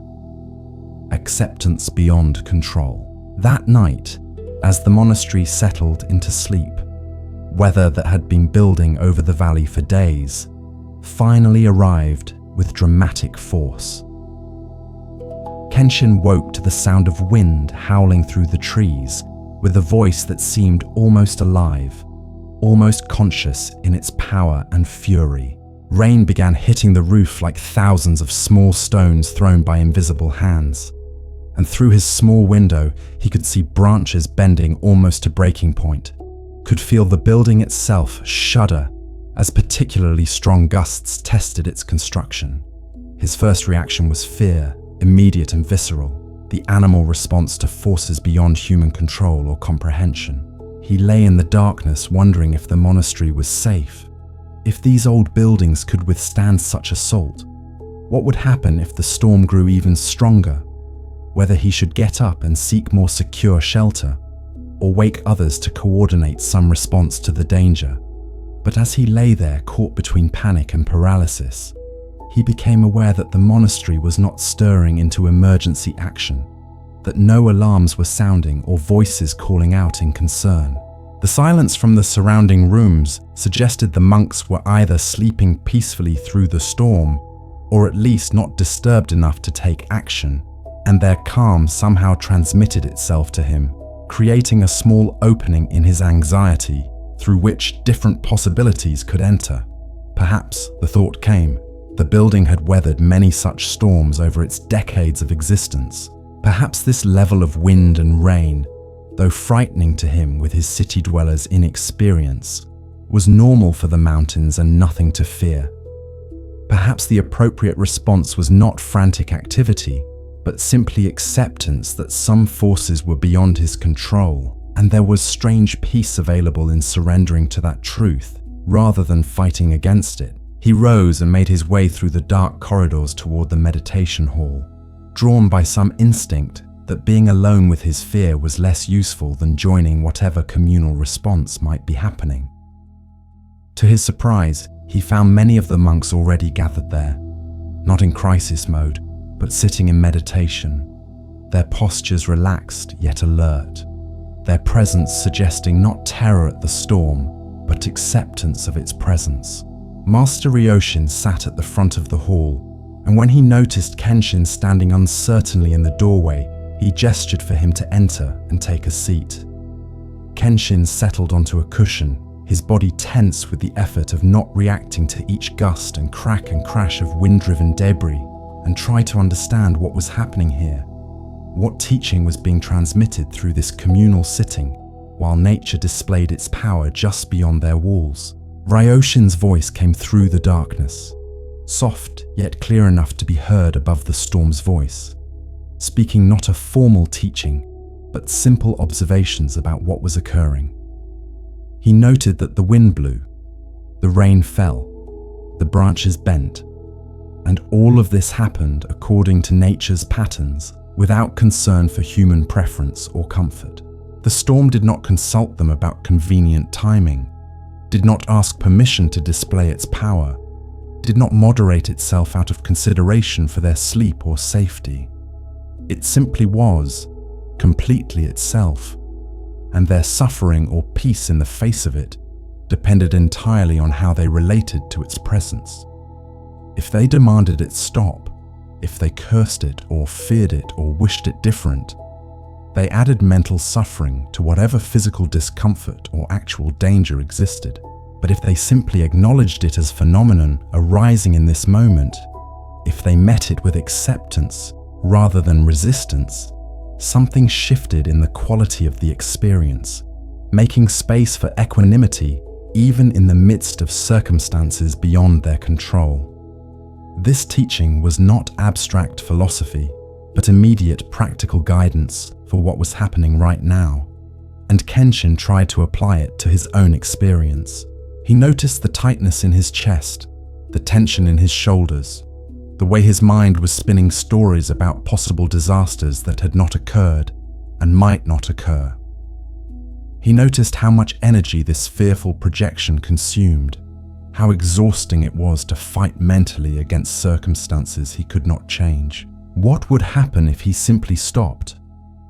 If he acknowledged the storm's presence without adding his own narrative of catastrophe? If he allowed fear to be present without believing every thought it generated or obeying every impulse it created? The very asking of these questions seemed to create a small gap in the experience, a space where he was not quite so consumed by the reaction, where he could be present with the storm as event rather than as emergency demanding his frantic mental participation. He sat with the monks through the longest hours of the night, sometimes succeeding at this acceptance and feeling almost peaceful despite the chaos outside, sometimes losing the thread and falling back into anxiety and projection. The oscillation itself becoming something to observe rather than a problem to solve. The storm continued without regard for his internal state, neither increasing because he feared it, nor decreasing because he found moments of peace. It simply was, and gradually he began to understand at a level deeper than intellectual comprehension that this was true of all circumstances, that life would present pleasant and unpleasant situations without consulting his preferences, that peace depended not on controlling what arose, but on how he related to what arose, that equanimity was possible even in the midst of chaos if he could release the demand that circumstances be other than they were. As hours passed and the storm showed no signs of abating, Kenshin found his relationship to it continuing to evolve.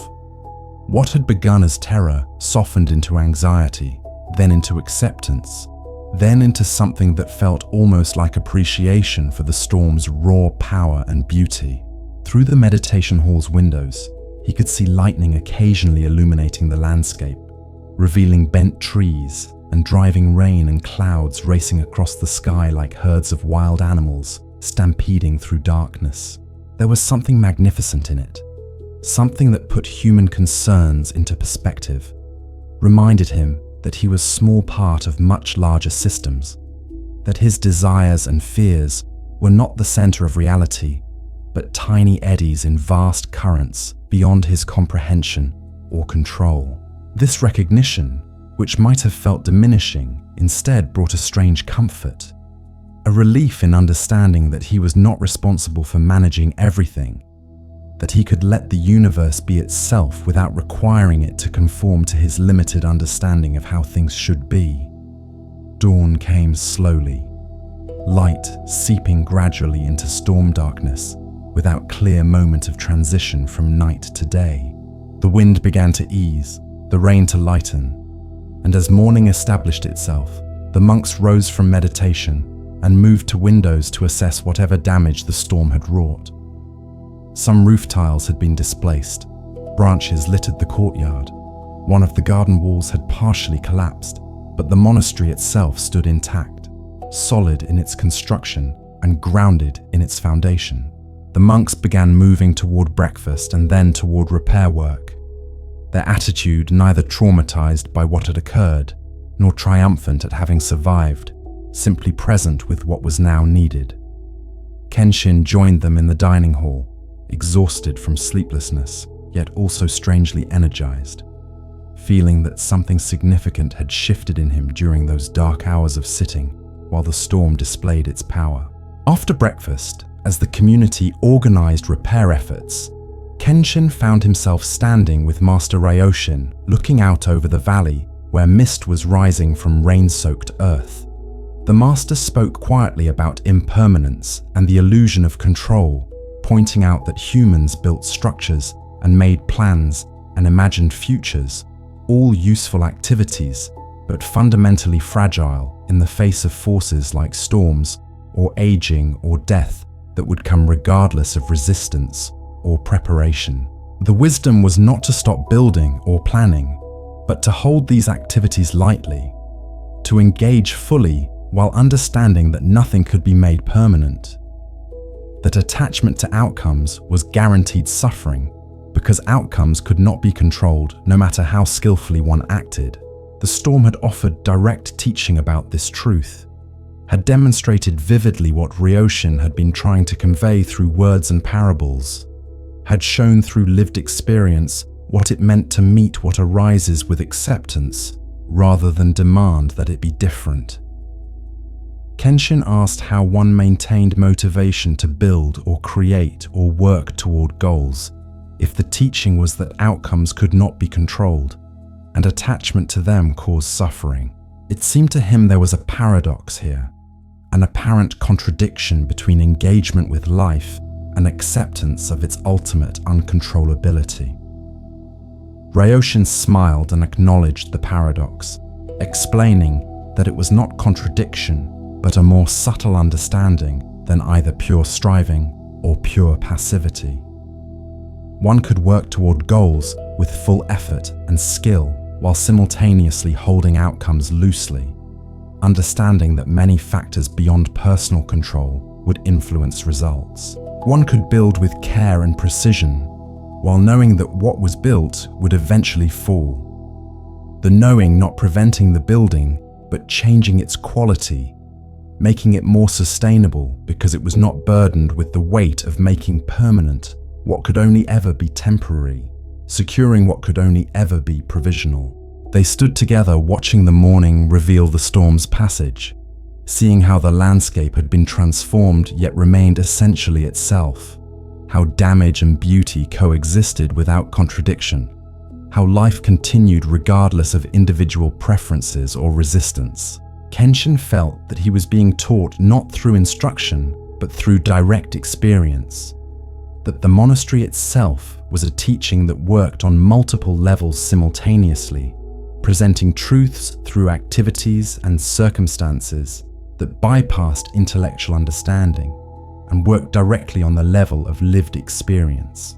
The storm had terrified him and then taught him, had threatened and then blessed, and in its passing left something changed in him that he could feel but not yet name, some increased capacity to be with what was rather than demanding what should be, some growing understanding that peace was found not in controlling circumstances, but in releasing the illusion that such control was possible or even desirable.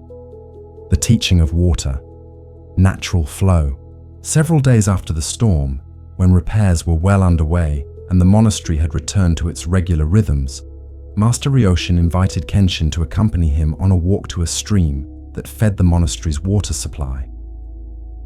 They set out in mid-morning with the sun-warming air that still carried the freshness that follows rain, the landscape seeming renewed by the storm's passage, colors more vivid and scents more pronounced. They walked in companionable silence for nearly an hour, following a path that descended from the monastery into a forested ravine where ancient trees created cathedral-like spaces and the sound of running water grew gradually louder. The stream, when they reached it, was running higher and faster than usual, swollen with rainwater from the recent storm, and Ryoshin led them to a place where it cascaded over rocks in a series of small waterfalls before gathering in a clear pool and continuing its descent. They settled on smooth stones beside the pool, and for a long while the master said nothing, simply watching the water with that quality of complete attention he brought to everything, as if this stream were the most fascinating phenomenon in the universe and deserved his full presence. Kenshin tried to match this attention but found his mind restless, wanting to know why they had come here, what teaching would be offered, what he was supposed to be understanding. His impatience itself became something to notice. This chronic inability to simply be present with what was occurring, without needing to extract meaning or purpose from it, without turning every experience into a step towards some goal he had decided was more important than the actual moment he was living. After a time, he managed to release this grasping slightly and began to actually see the water rather than just looking at it, noticing details he had initially missed in his hurry to get to whatever point was being made. He observed how the stream encountered rocks in its path, and rather than stopping or fighting against them, simply flowed around, over or through whatever gaps were available. Where obstacles were insurmountable, the water accumulated until it found another way, patient and persistent without ever seeming to strain or struggle. Where the path was smooth and open, it moved quickly. Where the path was rough and constricted, it moved slowly, but always it moved, always it continued its journey downward, responding to gravity's pull without resistance, adapting to circumstances without losing its essential nature. A thought arose in Kenshin that this was probably the point, that he was meant to see his own life in the stream's movement. But before he could develop this thought into complex interpretation, Ryoshin spoke, directing his attention back to direct observation rather than conceptual understanding. The master pointed to a place where the stream divided around a large boulder, water flowing equally on both sides without preference or conflict, without one side trying to prove it had chosen the better route or resenting the other for taking a different path. He pointed to a place where the water ran swiftly over smooth rock, then to another place where it pooled quietly in a depression. The same water taking completely different forms depending on what it encountered, both fast and slow valid expressions of its nature. He drew Kenshin's attention to how the water never tried to flow uphill, never fought against gravity's natural pull. Yet this did not make it passive or weak, as anyone who had seen flash floods or storm-swollen rivers could attest. There was tremendous power in water, but it was power that worked with natural forces rather than against them, power that came from alignment rather than resistance. Ryoshin began speaking about the Taoist principle of Wu Wei, often translated as effortless action or non-forcing, a way of engaging with life that maximized effectiveness by minimizing struggle, that accomplished much by working with natural patterns rather than against them. He explained that many people, especially in cultures that valued ambition and striving, misunderstood this teaching as passivity or laziness, but it was actually something quite different. The art of knowing when to act and when to wait, when to push and when to yield, when to speak and when to be silent. It was the wisdom of water, which could wear away stone over time, not through hardness, but through persistent softness, which could find its way through the smallest gaps because it had no fixed form to defend, which could nourish life precisely because it flowed to the lowest places that others disdained. Kenshin struggled to translate this teaching into practical terms, to understand how it applied to his actual life and the choices he faced. He asked for concrete examples, and Ryoshin considered before offering a story about a farmer the master had known who understood Wu Wei deeply despite never having heard the term. This farmer would watch weather patterns carefully and plant according to what he observed rather than according to fixed schedules or abstract principles. When drought came, he did not fight it by exhausting his water resources, trying to maintain crops that were unsuited to dry conditions. Instead, he adapted what he planted and how he cultivated it, accepting the reality of the situation rather than demanding it be different. When rain came abundantly, he took advantage of it without assuming it would last forever. He worked hard and skillfully, but his efforts were aligned with actual conditions rather than with his wishes about what conditions should be, and this alignment made his work more effective and less depleting than farmers who constantly fought against circumstances they could not change. The parallel to Kenshin's own life was clear enough that even he could not miss it. He had spent years fighting against the nature of reality, demanding that achievement bring lasting satisfaction, even though experience repeatedly showed it did not, insisting that accumulation create security even though it never had, refusing to accept the impermanence and uncontrollability that were fundamental features of existence rather than problems to be solved. This fighting had not changed reality, but it had exhausted him, had created constant friction and resistance that drained his energy and prevented him from responding flexibly to what was actually happening. The teaching of water was that another way existed, one that required no less skill or effort, but that worked with things as they were rather than as he wished them to be, that accepted limitations and circumstances as the container within which action occurred rather than as enemies to be defeated. Ryoshin picked up a handful of water from the pool and held it in his palm, letting it drip slowly back into the stream. He observed that water took the shape of whatever held it, but never became the container, remained essentially itself, whether in a cup or a river or an ocean. This, he suggested, was another teaching relevant to Kenshin's questions about identity and attachment. A person could engage fully in roles and relationships and activities without becoming rigidly identified with them, could pour themselves into work without believing that the work defined their worth, could care deeply about outcomes without requiring them to turn out a specific way. Like water in a vessel, one could completely fill the form of the present moment while remaining fluid enough to adapt when circumstances changed, when the container broke or was removed or transformed into something entirely different. They sat beside the stream through the middle hours of the day, sometimes talking and sometimes silent, and Kenshin felt teachings working on him that went beyond the words being spoken. The sound of the water itself seemed instructive, its constant flow a reminder of impermanence, its adaptability a demonstration of how strength could be soft, its patient persistence evidence that gradual, steady effort accomplished what dramatic force could not. He tried an experiment, attempting to hold water in his cupped hands, discovering that the tighter he closed his fingers to prevent leakage, the more quickly it escaped, while holding it loosely with gentle attention allowed it to remain longest. The metaphor was obvious yet powerful, showing directly what the master had been teaching about attachment and control, how grasping destroyed what it sought to hold, while gentle attention allowed connection without possession.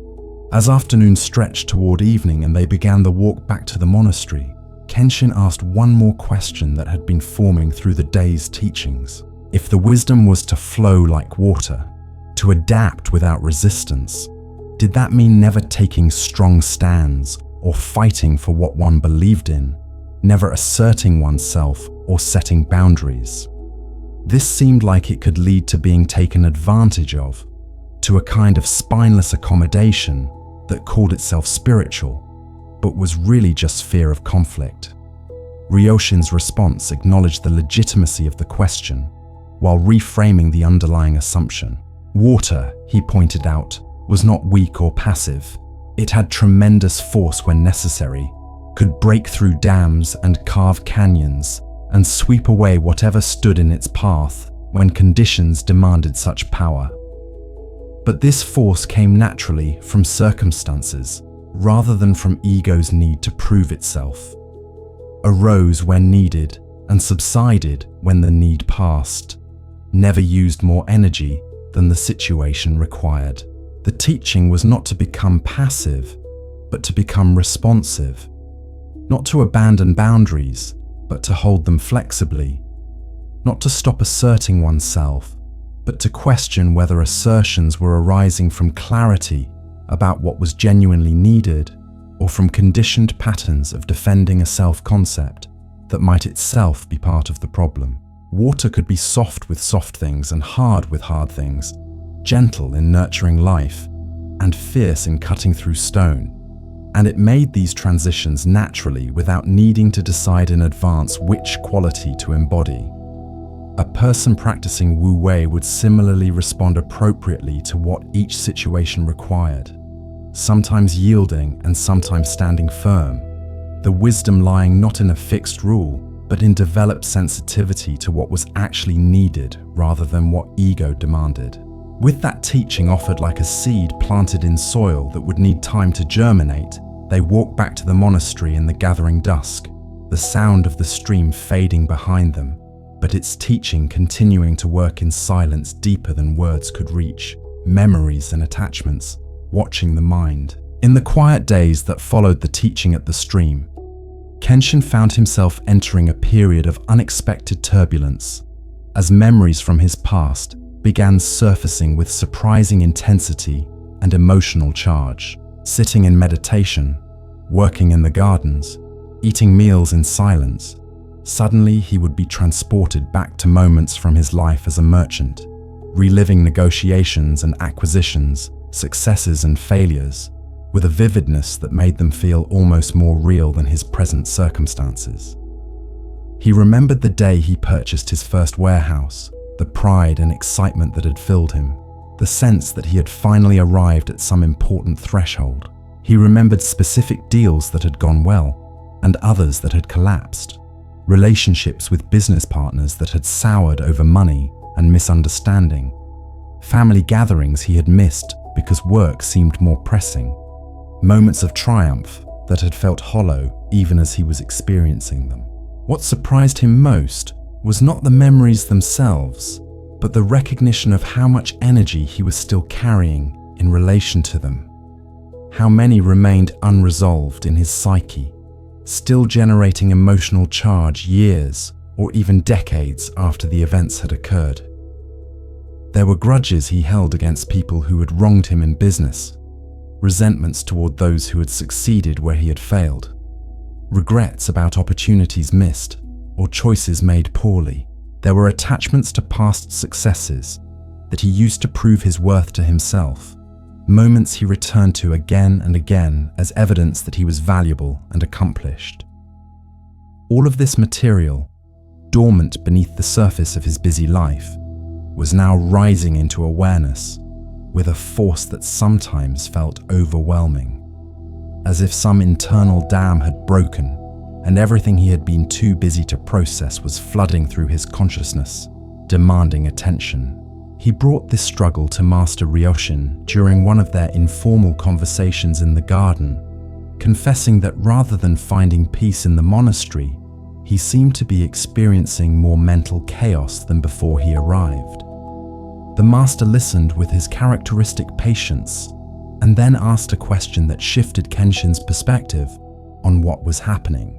Was it possible, Ryoshin suggested, that this chaos had always been present, but Kenshin had been too busy to notice it, too occupied with external activity to become aware of the internal turbulence?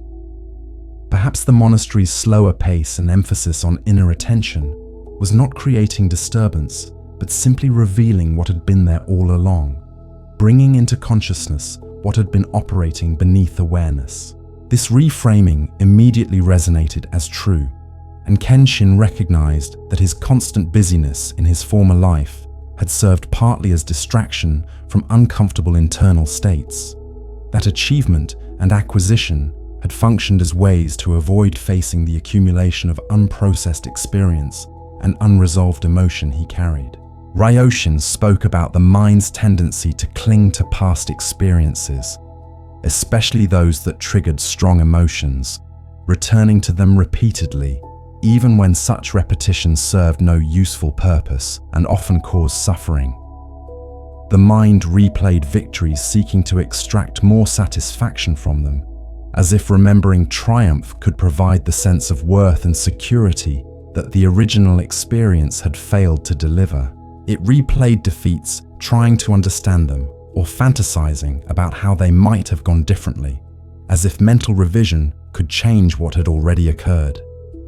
It held grudges and nursed grievances, returning obsessively to moments of being wronged as if the repetition somehow served justice or protection. All of this mental activity was a form of attachment, the master explained.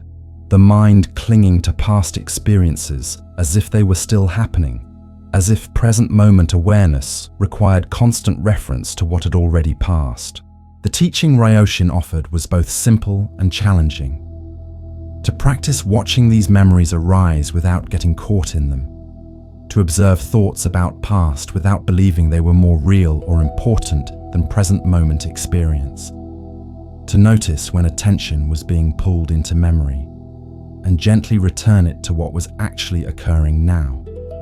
This was not suppression or denial of the past, he emphasized, not pretending that history had not happened or that it did not matter. Rather, it was recognition that while past had occurred, it was not occurring now, that memory was different from present reality, that one could acknowledge what had been without continuing to live there mentally.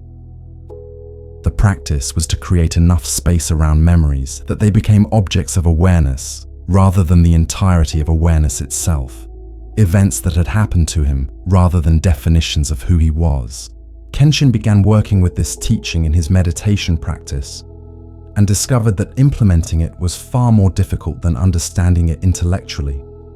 His mind seemed to have its own agenda, pulling him into memories whether he wished to go there or not, generating elaborate narratives about past events that felt completely compelling, even as he knew they were just thoughts arising in present moment.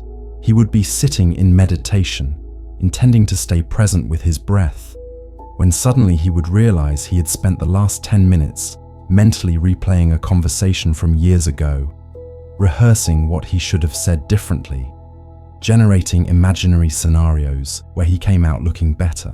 The frequency and power of these mental excursions humbled him, revealing how little control he actually had over where his attention went, how conditioned his mind was to seek refuge in memory rather than presence. But gradually, with continued practice and patient return to present moment awareness, each time he noticed he had wandered, something began to shift. The memories continued arising, but his relationship to them changed. He found he could notice a memory appearing without immediately being swept into its narrative, could observe it as mental phenomenon rather than as reality requiring his full engagement. There were still times when he got completely lost in past, but increasingly, there were also moments when he could watch thoughts about past arising and passing, like weather patterns moving through sky, present but not defining the totality of his experience. In these moments of clear seeing, he noticed something remarkable. The memories themselves were not the problem. Suffering came from his relationship to them, from how he clung to pleasant ones, seeking to extract more satisfaction, or pushed against unpleasant ones, wishing they had never occurred. One afternoon, sitting in meditation with a particularly painful memory arising, the moment when his father had died and Kenshin had been absent because business had seemed more important, he made a discovery that shifted everything. Instead of pushing the memory away as he usually did, unable to bear the guilt and regret it carried, he allowed himself to fully feel it, to be present with the pain without trying to fix it or justify it or make it different. And in that full presence, something unexpected happened. The memory remained, but its grip loosened. The emotional charge began to dissipate, not through resistance, but through acceptance, through willingness to feel what had been avoided. The past could not be changed. His father was gone, and that final goodbye had been missed. But he could change his relationship to what had occurred, could acknowledge the pain and regret, while understanding that carrying them forward indefinitely served no one, honored neither his father's memory nor his own remaining life. He emerged from that meditation session feeling lighter than he had in weeks, as if he had set down a weight he had been carrying without realizing how heavy it was. He shared the experience with Kaito during their afternoon work in the garden, and the young monk smiled with understanding, explaining that this was the practice's deeper gift. Not that difficult memories disappeared, but that one developed capacity to be with them without being defined or destroyed by them, to acknowledge pain without drowning in it, to remember without being imprisoned by memory. Every attachment, Kaito suggested, whether to pleasant or unpleasant experiences, was ultimately a refusal to be fully present in this moment, an insistence that past or future was more important than now, and the practice was gradually learning to release these attachments, not through force, but through seeing clearly how much they cost in terms of presence and peace. Over the following days, Kenshin continued working with this practice of watching memories and attachments arise, without immediately identifying with them, and he began to notice patterns in what his mind clung to most tightly. There were certain narratives he returned to repeatedly, stories about how he had been wronged, stories about his successes, stories about how things should have been different. Each of these narratives served a function, protecting his self-image, or justifying his choices, or maintaining his sense of being a victim of circumstances rather than a participant in creating them. Seeing this clearly was uncomfortable because it meant acknowledging his own role in perpetuating suffering through attachment to stories that no longer served him, if they ever had. But the discomfort was also liberating because it revealed that if he had been complicit in creating his suffering, he also had agency in releasing it, that freedom was possible not through changing the past, but through changing his relationship to it. Master Ryoshin, observing Kenshin's progress, offered one more teaching on this topic that brought together many threads. He explained that Buddhist psychology spoke of attachment in two forms: attachment to pleasant experiences, constantly seeking to repeat or prolong them, and aversion to unpleasant experiences, constantly trying to avoid or end them. Both were forms of clinging. Both created suffering by demanding that reality be other than it was. Both prevented the peace that came from accepting each moment as it arose. The practice was to develop equanimity, the capacity to meet both pleasant and unpleasant with the same quality of open awareness, neither grasping at one nor pushing away the other. This did not mean becoming indifferent or uncaring, but rather learning to care without attachment, to engage fully while holding lightly, to feel deeply while understanding that all feelings arise and pass according to their own nature, not requiring management or control, but only acknowledgement and space. As Kenshin sat with this teaching, watching sunset paint the mountains in colors that would not last beyond this moment, he felt grateful for the monastery's gift of time and space to finally meet what he had been running from throughout his life of constant striving. The memories and attachments had not disappeared, but his relationship to them had fundamentally shifted, creating space for presence that had been impossible when he was identified with every thought and feeling that arose. He understood now that the peace the monks embodied was not absence of thought or memory or desire, but a different way of relating to these mental phenomena, one that allowed them their existence without giving them sovereignty over present moment awareness. This understanding felt like the beginning of genuine freedom, not freedom from life's difficulties, but freedom within them, not escape from memory and attachment, but release from their tyrannical grip on his attention and his peace. The middle way: balance and integration.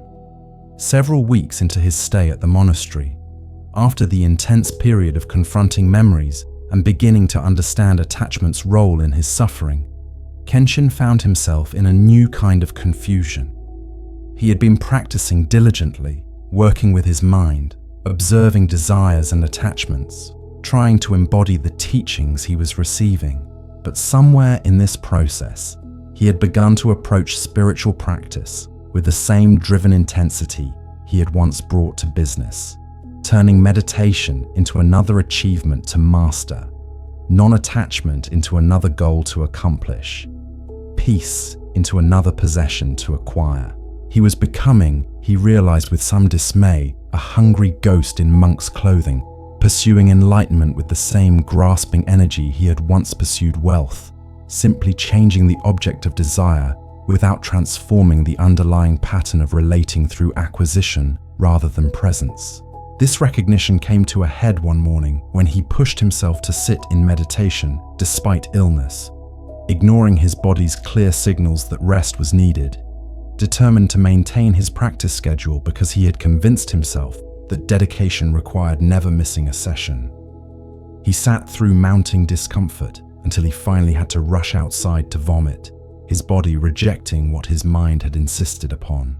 Kaito found him afterward, weak and embarrassed, and gently helped him back to his room, bringing tea and sitting with him in companionable silence until Kenshin felt strong enough to talk. When he explained what had happened, confessing his fear that he was failing at spiritual practice, approaching it all wrong, Kaito laughed with such genuine warmth that Kenshin felt his shame begin to dissolve, replaced by curiosity about what the young monk found amusing in his predicament. Kaito explained that what Kenshin was experiencing was incredibly common, almost a necessary stage in serious practice, the moment when one discovered that even spiritual seeking could become another form of grasping, another way the ego tried to secure itself through achievement and accumulation. He told Kenshin about his own period of practicing so intensely that he made himself physically and mentally ill, sitting such long hours that his legs were damaged, fasting until he collapsed, all in pursuit of breakthrough or enlightenment, or some state he imagined would finally make him acceptable to himself. It had taken a painful confrontation with Master Ryoshin, who had compassionately but firmly pointed out that he was using practice to run from himself rather than meet himself, to achieve rather than accept, to become someone else rather than discover who he already was beneath all the striving and conditioning. That afternoon, feeling recovered enough to move about, Kenshin requested a meeting with Master Ryoshin, needing guidance on how to proceed without falling into either extreme of driven practice or lazy abandonment of effort. The master received him in the garden and listened to his confused confession about not knowing how to practice correctly, how to find balance between striving and accepting, how to engage with the path without grasping at outcomes. When Kenshin finished speaking, Ryoshin sat quietly for a long moment before beginning to tell a story that would become one of the most important teachings Kenshin received during his time at the monastery, one he would return to repeatedly in years to come whenever he found himself veering toward extremes. The story was about the historical Buddha, Siddhartha, before his enlightenment, during the years when he practiced severe austerities in search of liberation. Siddhartha had been raised in luxury as a prince, sheltered from suffering, given everything material comfort could provide. But upon encountering aging, illness, and death, he renounced his privileged life and went to the opposite extreme, practicing asceticism so severe that he nearly died, eating so little that his ribs showed through his skin, sitting so still for so long that birds nested in his hair. He believed that punishing the body would free the spirit, that denying all desires would lead to liberation, that the path to peace required complete rejection of the physical world and its pleasures. His dedication was absolute, his discipline unmatched among the ascetics of his time. Yet for all his effort, enlightenment eluded him, and suffering continued beneath the apparent piety. One day, weakened nearly to death by his practices, Siddhartha overheard a music teacher giving a lesson to a student on a boat passing by. The teacher explained that a sitar string too tight would break and produce no music, while a string too loose would not vibrate and also produce no music. The instrument could only create beautiful sound when the string was tuned to just the right tension, neither too tight nor too loose, but in balance between the extremes. This simple observation struck Siddhartha with the force of revelation, showing him that he had been approaching practice incorrectly, swinging from the extreme of indulgence in his palace life to the extreme of denial in his ascetic practice, never finding the balance that would actually produce the transformation he sought. He accepted a bowl of rice from a village girl, breaking his fast and scandalizing his fellow ascetics, who saw eating as weakness. And in that acceptance of nourishment, he began to understand what would later be called the middle way. Ryoshin paused in his telling to let the parable work on Kenshin, watching his face as understanding began to dawn. The master then explained that the middle way was not compromise or mediocrity, not finding some boring average between extremes, but rather a dynamic balance that required constant sensitivity and adjustment. Like tuning the sitar string, it required attention to what was actually needed in each moment rather than rigid adherence to fixed rules or ideologies. Sometimes practice required strong effort and discipline. Sometimes it required rest and gentleness. Sometimes it required pushing through resistance. And sometimes it required honoring limits. The wisdom was not in choosing one approach and clinging to it, but in developing the sensitivity to know what each situation required, to respond flexibly rather than applying the same solution to every problem, regardless of whether it was appropriate. He went on to clarify common misunderstandings about non-attachment that Kenshin's question had revealed. Non-attachment did not mean not caring, did not require emotional distance or suppression of natural human responses. One could care deeply, love fully, engage wholeheartedly in life while practicing non-attachment to outcomes, while understanding that much was beyond control, while holding even precious things lightly enough that their inevitable loss would bring grief but not devastation. The teaching was not to stop having preferences or desires, but to stop demanding that reality conform to them, to stop making peace conditional on circumstances being a particular way. One could prefer health over illness, success over failure, pleasant experiences over unpleasant ones, and work skillfully toward preferred outcomes, all while maintaining equanimity about what actually occurred, acceptance of what could not be changed, resilience in the face of disappointment. Kenshin asked how to know where that balance point was, how to tune his own string to the right tension. Ryoshin smiled and explained that this was the art of practice, that it could not be learned from instructions, but only discovered through experimentation and attention to results. If practice was making him physically ill, driven, anxious, harder on himself and others, then the string was too tight and needed loosening.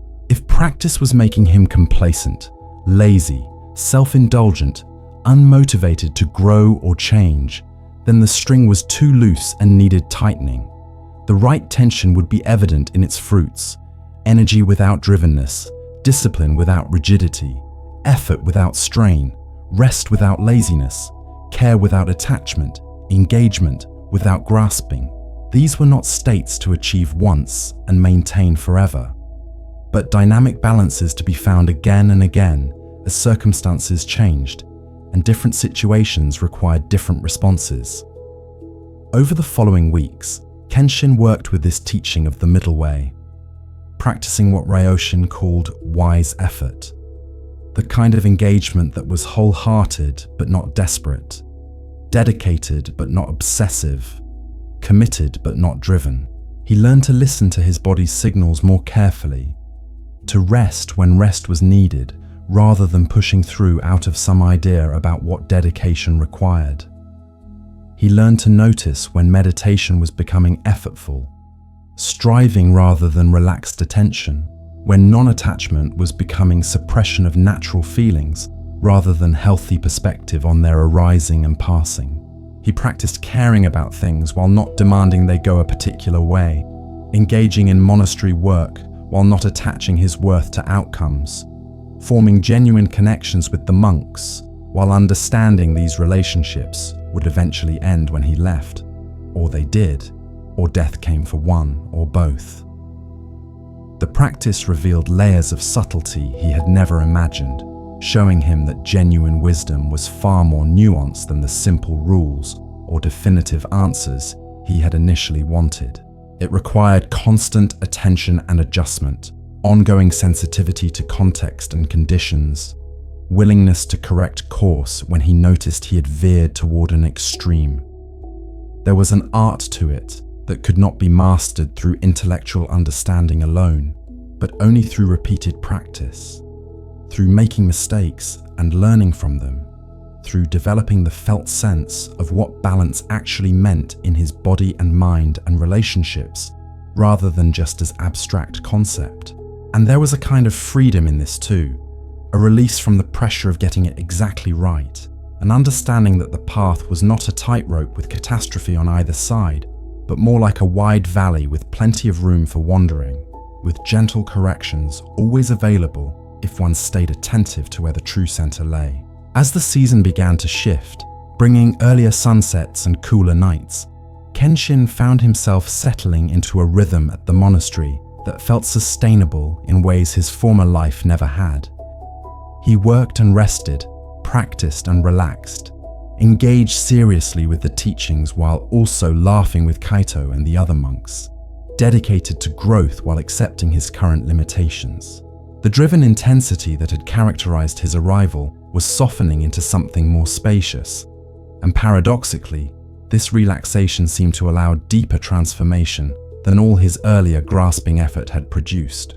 Master Ryoshin, observing this shift, remarked one evening that Kenshin was beginning to understand something essential, that the path to freedom was not paved with achievements to be accumulated, but with attachments to be released, that peace came not from becoming someone different, but from releasing the exhausting project of constantly trying to be other than he was. that wisdom was found not in perfect balance, maintained rigidly, but in dynamic equilibrium that danced between extremes, while always returning to the centered place where both effort and ease could coexist in creative tension. The festival of letting go, symbolic release.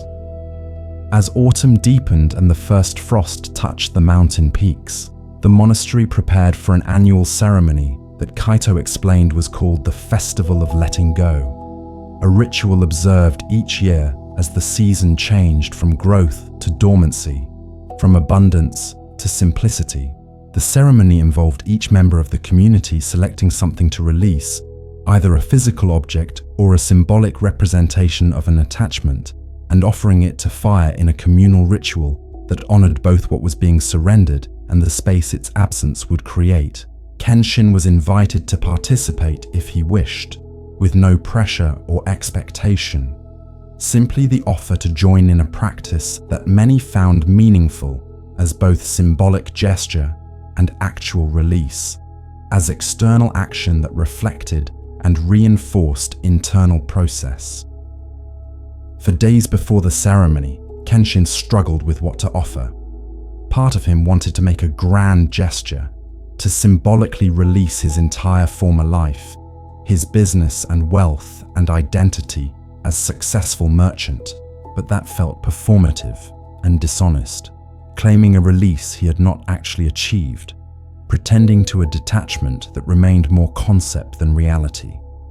Another part of him wanted to offer something small and insignificant, protecting himself from the vulnerability of genuine letting go by keeping the gesture superficial and safe. He discussed this struggle with Kaito, who listened patiently and then suggested that perhaps the thing to release was not something external but something internal, some way of thinking or pattern of being that no longer served him.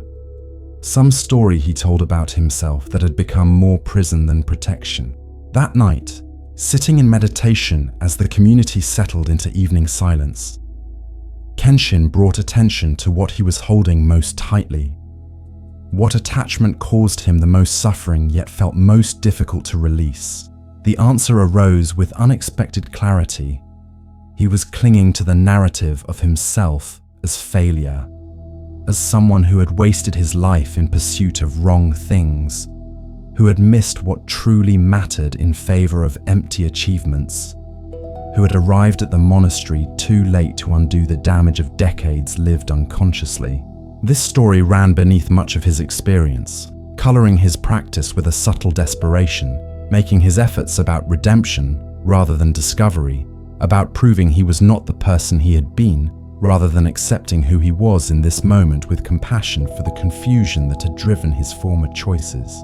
The recognition was painful, but also liberating, showing him that he was carrying a burden no one had placed on him except himself, that his father's death and his many regrets had become weapons he used against himself, proof of unworthiness that prevented him from receiving the compassion he needed to actually heal and transform.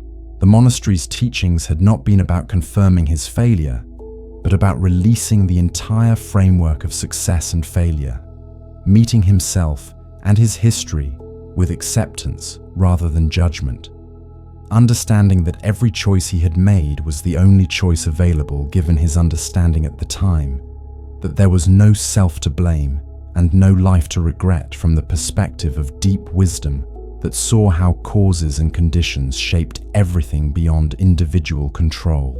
This did not absolve him of responsibility for his actions and their effects, but it did free him from the tyranny of shame that made learning impossible, because it was focused on maintaining identity as flawed rather than opening to possibility of change. On the night of the festival, as the community gathered in the courtyard around a large fire built for the ceremony, Kenshin carried a piece of paper on which he had written the story he was releasing.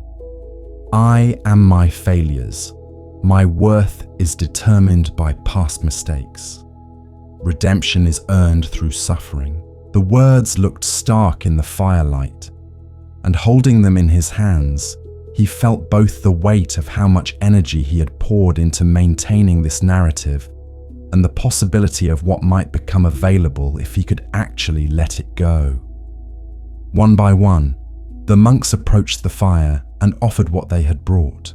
Small objects, written words, simple symbols of attachments they were practicing releasing. Master Ryoshin went first, offering a beautiful calligraphy he had created, explaining that he was releasing attachment to his role as teacher, practicing dying to identity so he could serve more freely without ego's need for recognition or authority. When Kenshin's turn came, he approached the fire with legs that felt unsteady, suddenly aware that this was not just symbolic gesture, but genuine moment of choice about how he would relate to his past and himself going forward. He held the paper over the flames, feeling heat on his hands, and spoke aloud the words he had written so the community could witness what he was releasing. His voice shook with emotion he had not known was there, years of self-judgment rising to the surface to be acknowledged before being surrendered. And then he let the paper fall into the fire and watched it catch, watched flames consume the words he had used to define himself, watched ash drift upward on heat currents to disappear into the dark sky. The burning took only seconds, but something in him felt fundamentally shifted, as if an internal structure that had been load-bearing was revealed to be unnecessary, as if he could stand without the support of that old story, even though its absence left him feeling exposed and uncertain about who he was without it. After all had offered their releases, the community sat in silence around the fire, tending it through the night in rotating shifts, creating space for integration of what had been surrendered and what might now emerge in the emptiness left behind. Kenshin took a shift in the dark hours before dawn, sitting with two other monks whose faces he could barely see in the firelight, feeling both raw and clean, both emptied and spacious. The fire slowly consumed what had been offered, transforming solid matter into heat and light and ash, demonstrating the teaching Ryoshin had been offering about impermanence and transformation, about how everything solid was temporary, everything fixed was actually flowing, everything that seemed permanent was in fact constantly changing form. The wood he added to keep the fire burning had been living trees, would become warmth and smoke and carbon, would return to earth and eventually nourish new growth in an endless cycle of transformation that continued whether humans noticed it or not. As dawn approached and birds began their morning songs, Kenshin felt something like peace settling over him, different from any satisfaction he had known in his former life. It was not the peace of having achieved something or acquired some understanding he could now possess, but rather the peace of having released something, of having made space where before there had been only the clutter of attachment and identification. He did not feel certain about who he was without the old stories, did not have new identity to replace what had been burned, but that uncertainty felt more honest than the false certainty he had carried before, more true than narratives constructed to defend against vulnerability. In the growing light, he could see other monks emerging from the meditation hall to begin morning routines, their movements slow and quiet in the way of people who had spent the night in ceremony and needed time to transition back into ordinary activity. Master Ryoshin approached and sat beside him as the fire burned down to coals, its work for this ceremony nearly complete. He asked how Kenshin was feeling, and when Kenshin tried to articulate the mixture of loss and relief, emptiness and possibility, the master nodded with understanding. He explained that this was the natural result of genuine letting go, this sense of being between identities, no longer the old self, but not yet whatever would emerge next. Many people, he said, rushed to fill this space as quickly as possible, uncomfortable with not knowing who they were, reaching for new stories and identities to replace the ones they had released. But the invitation was to resist that urge, to sit in the uncertainty, to allow the space to remain empty long enough that something genuinely new could arise, rather than just rearrangement of old patterns in slightly different configuration.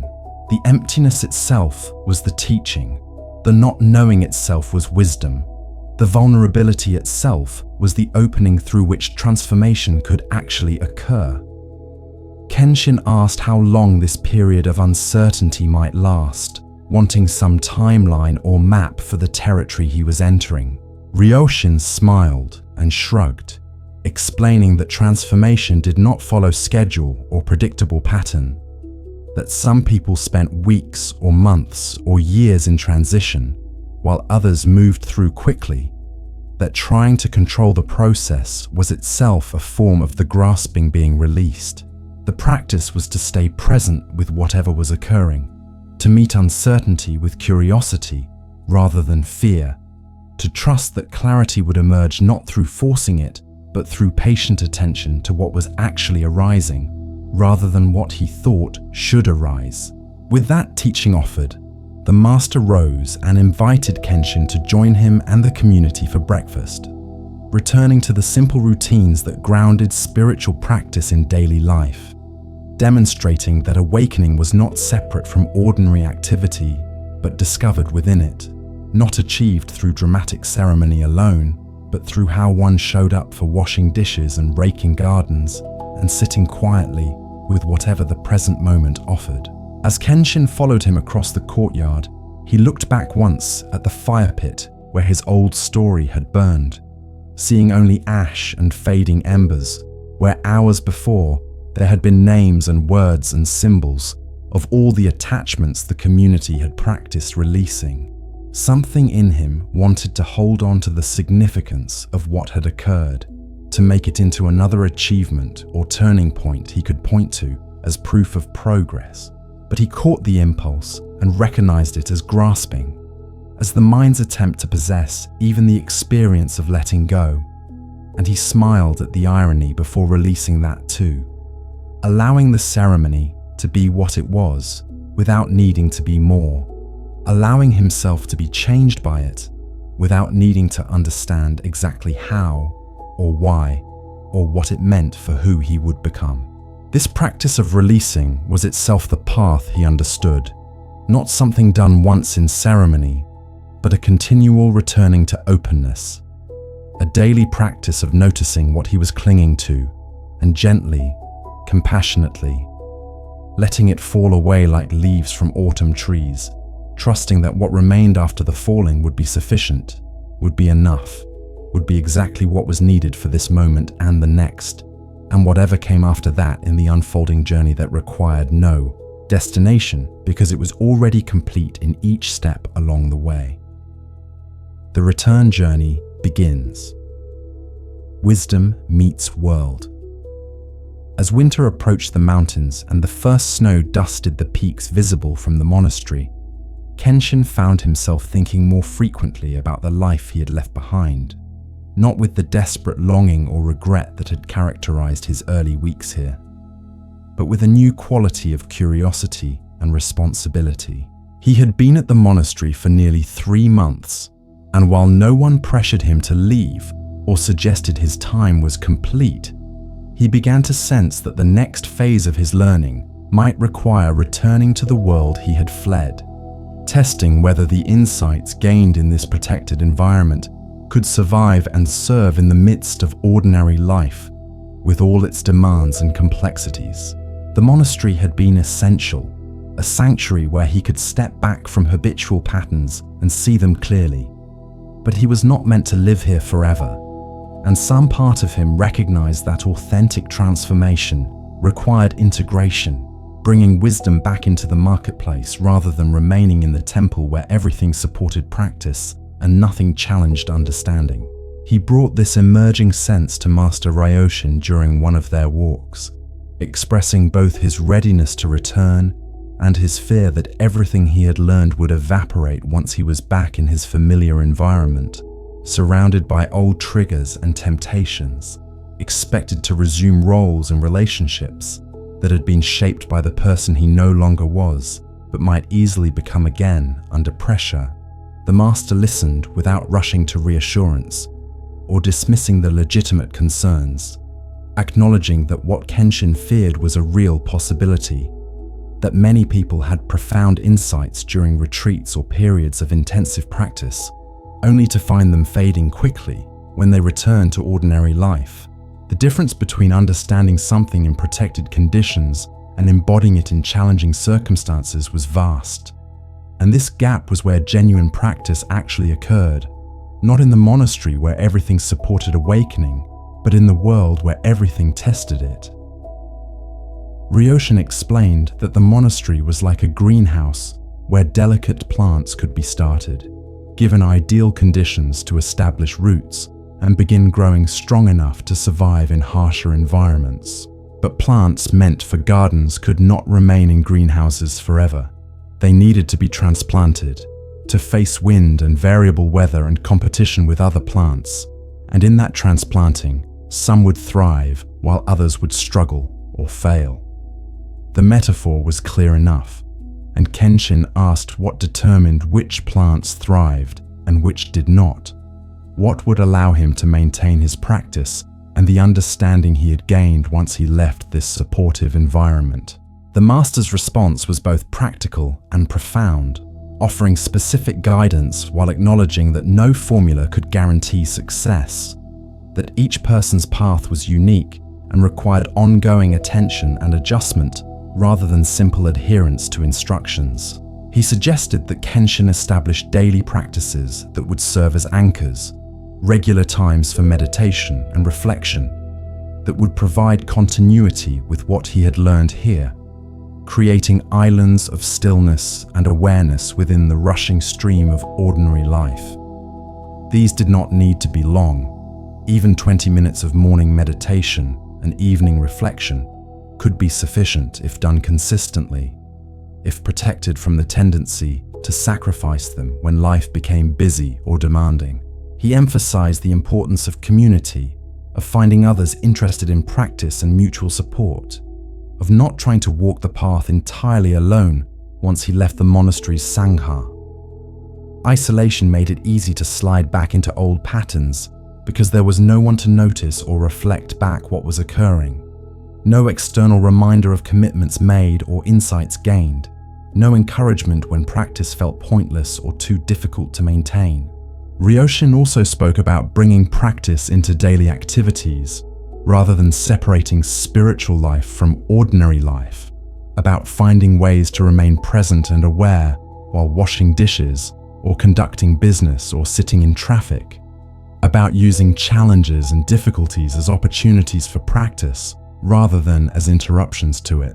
The monastery's gift was not just the teachings explicitly offered, but the modeling of how to live with attention and intention, how to bring care and presence to simple tasks, how to meet each moment as complete rather than a stepping stone to something else. This quality of engagement could be practiced anywhere, did not require robes or meditation halls or teachers, though all those supported it. What was required was remembering again and again to return attention to present moment, to notice when mind had wandered into past or future or fantasy, to recognize when grasping or aversion had arisen, and to meet them with the awareness that created space around them rather than being consumed by them. They spoke also about right livelihood, about how Kenshin might engage with his business differently, given what he now understood about attachment and desire and the hungry ghost realm he had inhabited. Ryoshin did not suggest he should abandon commerce or give away his wealth, though those were options some chose.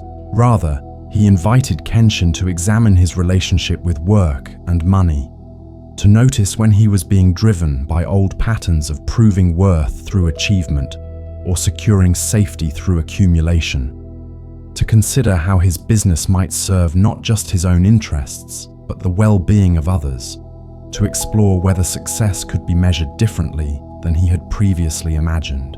The teaching was not that commerce was inherently problematic, but that unconscious commerce perpetuated suffering, that bringing awareness and ethics to work was itself a practice, that how one earned and used resources was inseparable from spiritual development, rather than separate sphere governed by different rules. Over the following days, Kenshin prepared for departure with mixed emotions, grateful for all he had received yet uncertain about what awaited him, eager to see whether he could live differently, yet aware of how powerful old conditioning was and how easily he might slip back into familiar patterns. The monks helped him pack, gave him small gifts and blessings, offered encouragement and reminders of key teachings he might need when challenges arose. Kaito, who had become a genuine friend during these months, spent a final afternoon with him in the garden, working together in comfortable silence, punctuated by occasional conversation, not trying to say everything that might be said, but simply sharing presence one last time before Kenshin's departure. They spoke about staying in touch through letters, about the possibility of Kenshin returning for visits or retreats, about how the monastery would always be here as refuge if needed, though the hope was that he would learn to find refuge within himself rather than requiring external sanctuary.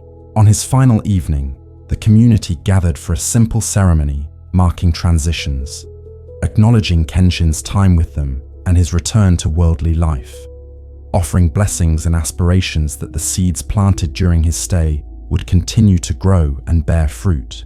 Master Ryoshin spoke briefly about the Bodhisattva path, the aspiration to awaken not just for oneself, but for the benefit of all beings, to bring whatever wisdom and compassion one developed back into the world in service of reducing suffering wherever it was encountered. He suggested that Kenshin might hold this aspiration lightly as possibility rather than burden, that his return to the marketplace could be seen not as abandonment of spiritual life, but as extension of it, that every interaction and transaction could become opportunity for practice if approached with awareness and care, that he did not need to become a teacher or monk to share what he had learned, but could do so simply through how he lived, through the quality of presence and integrity he brought to ordinary activities and relationships.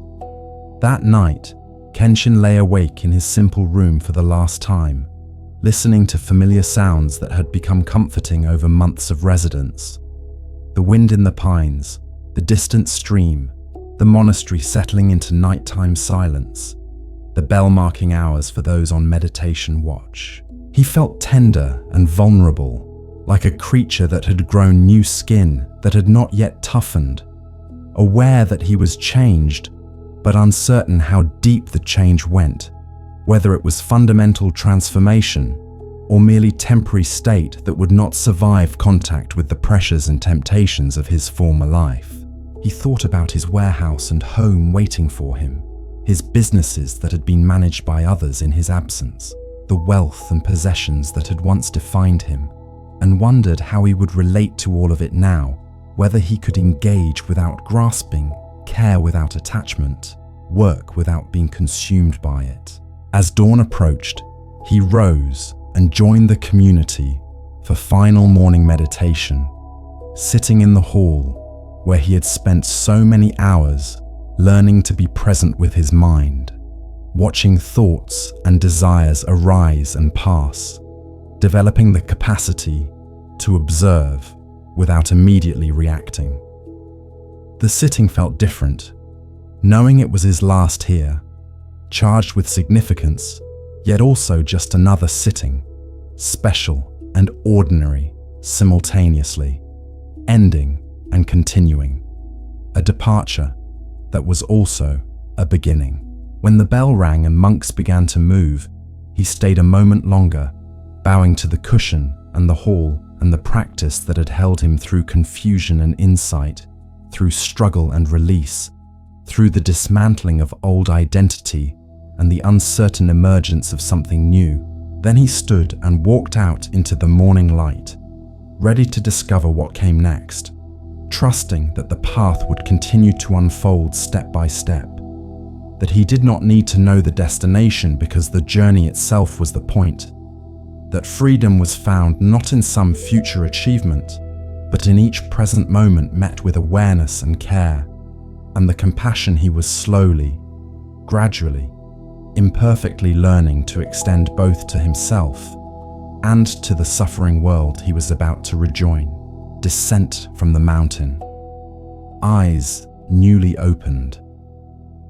The morning of his departure was clear and cold, the air sharp with the promise of winter, the sun just beginning to paint the eastern peaks with light that seemed to pour like honey over stone. Kenshin stood at the monastery gate with a small pack containing his few belongings, lighter by far than what he had carried on his arrival, both literally and in ways less tangible, but perhaps more significant.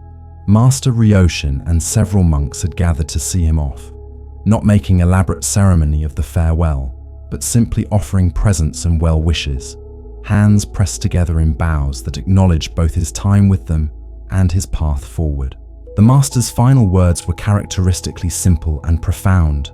Remember that you carry the monastery with you, not as memory, but as capacity, not as past, but as present awareness that can be accessed anywhere, anytime, simply by returning attention to this moment and this breath and the clarity that is always available when grasping ceases. Kenshin bowed deeply to the master and the community, feeling gratitude too large for words, and turned to begin his descent. The path was the same one he had climbed months ago, yet everything looked different, or perhaps he was different and therefore saw differently. The shift in perception making it impossible to say where the world had changed or only his relationship to it. Where before he had barely noticed his surroundings, too absorbed in his own turbulent thoughts and desperate seeking, now he found himself arrested by beauty at every turn. The way morning light filtered through mist, the pattern of frost on leaves, the sound of his footsteps on the path, the vastness of the valley opening below him as he descended. Each detail seemed vivid and significant, not because it was trying to teach him something, but because he was finally present enough to actually see what had always been there, waiting for his attention.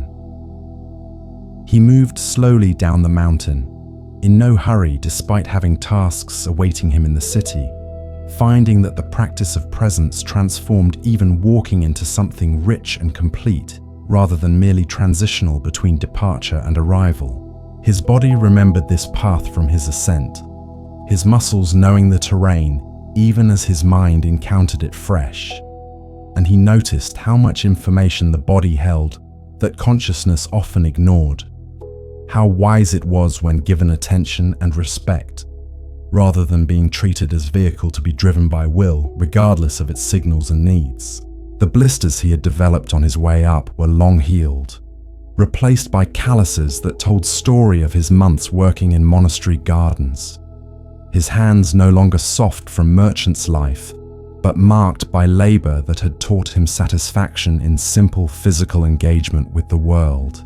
As he descended, memories arose of his state of mind during the climb up, how desperate and confused he had been, how certain that answers existed somewhere outside himself if only he could find the right teacher or teaching or technique. He felt compassion for that earlier self, recognizing that the suffering had been real, even if self-created, that the confusion had been genuine, even if based on false assumptions about where happiness could be found.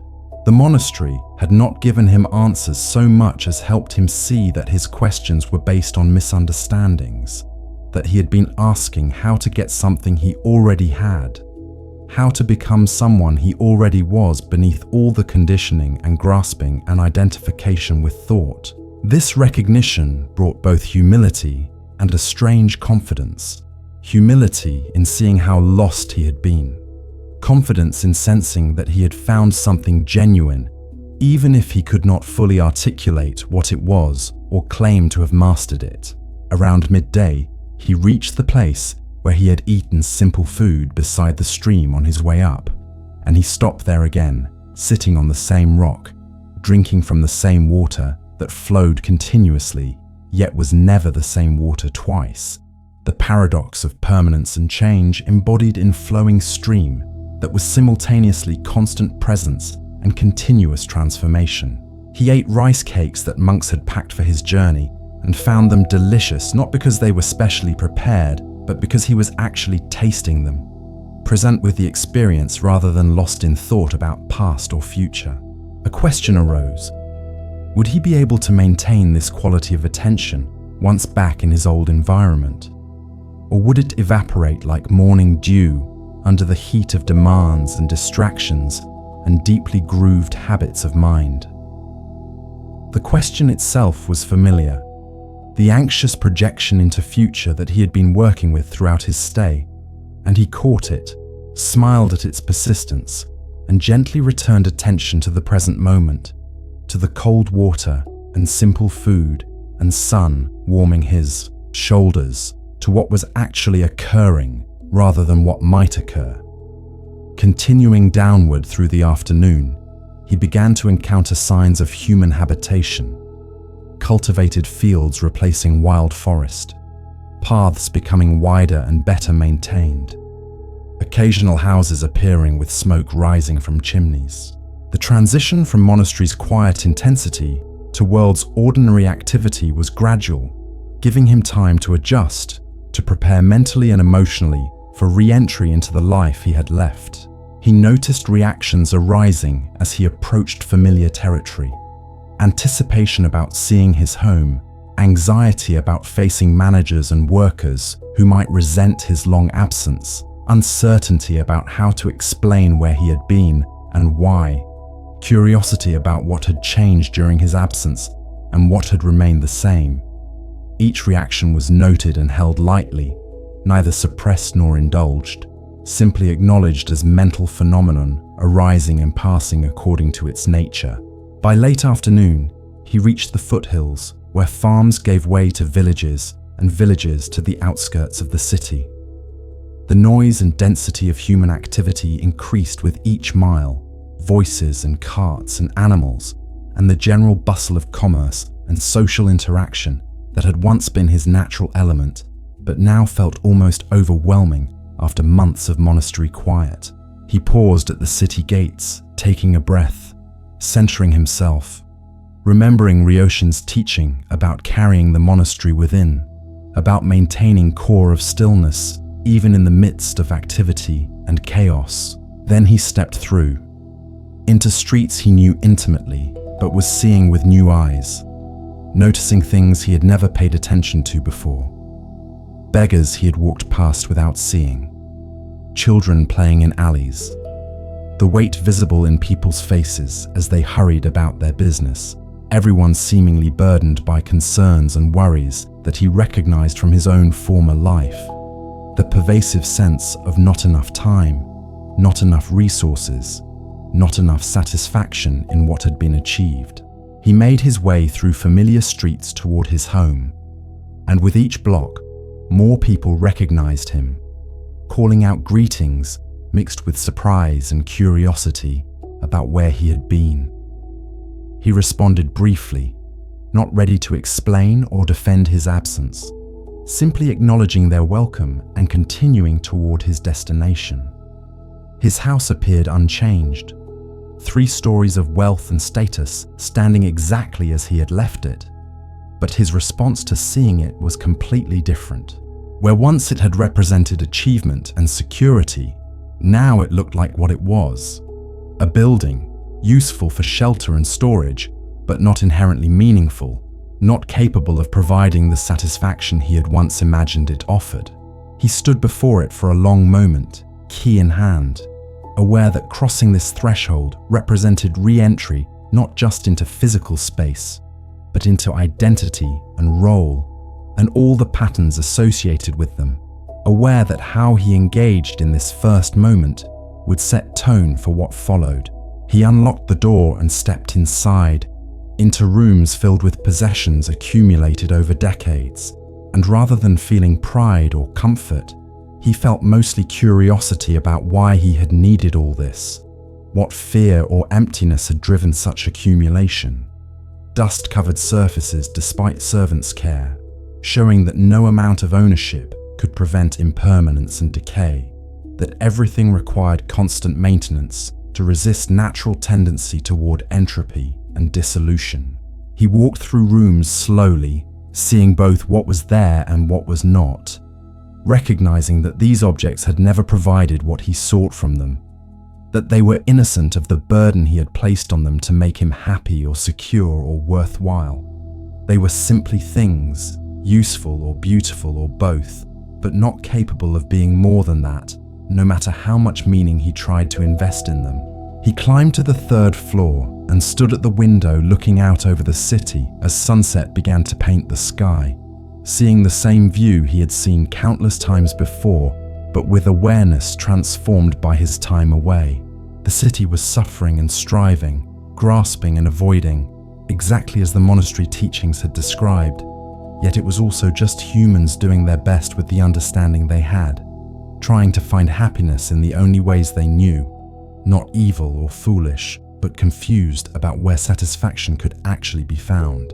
He felt compassion rising for all of it, for himself and for everyone engaged in the same painful search for peace in places that could never provide it.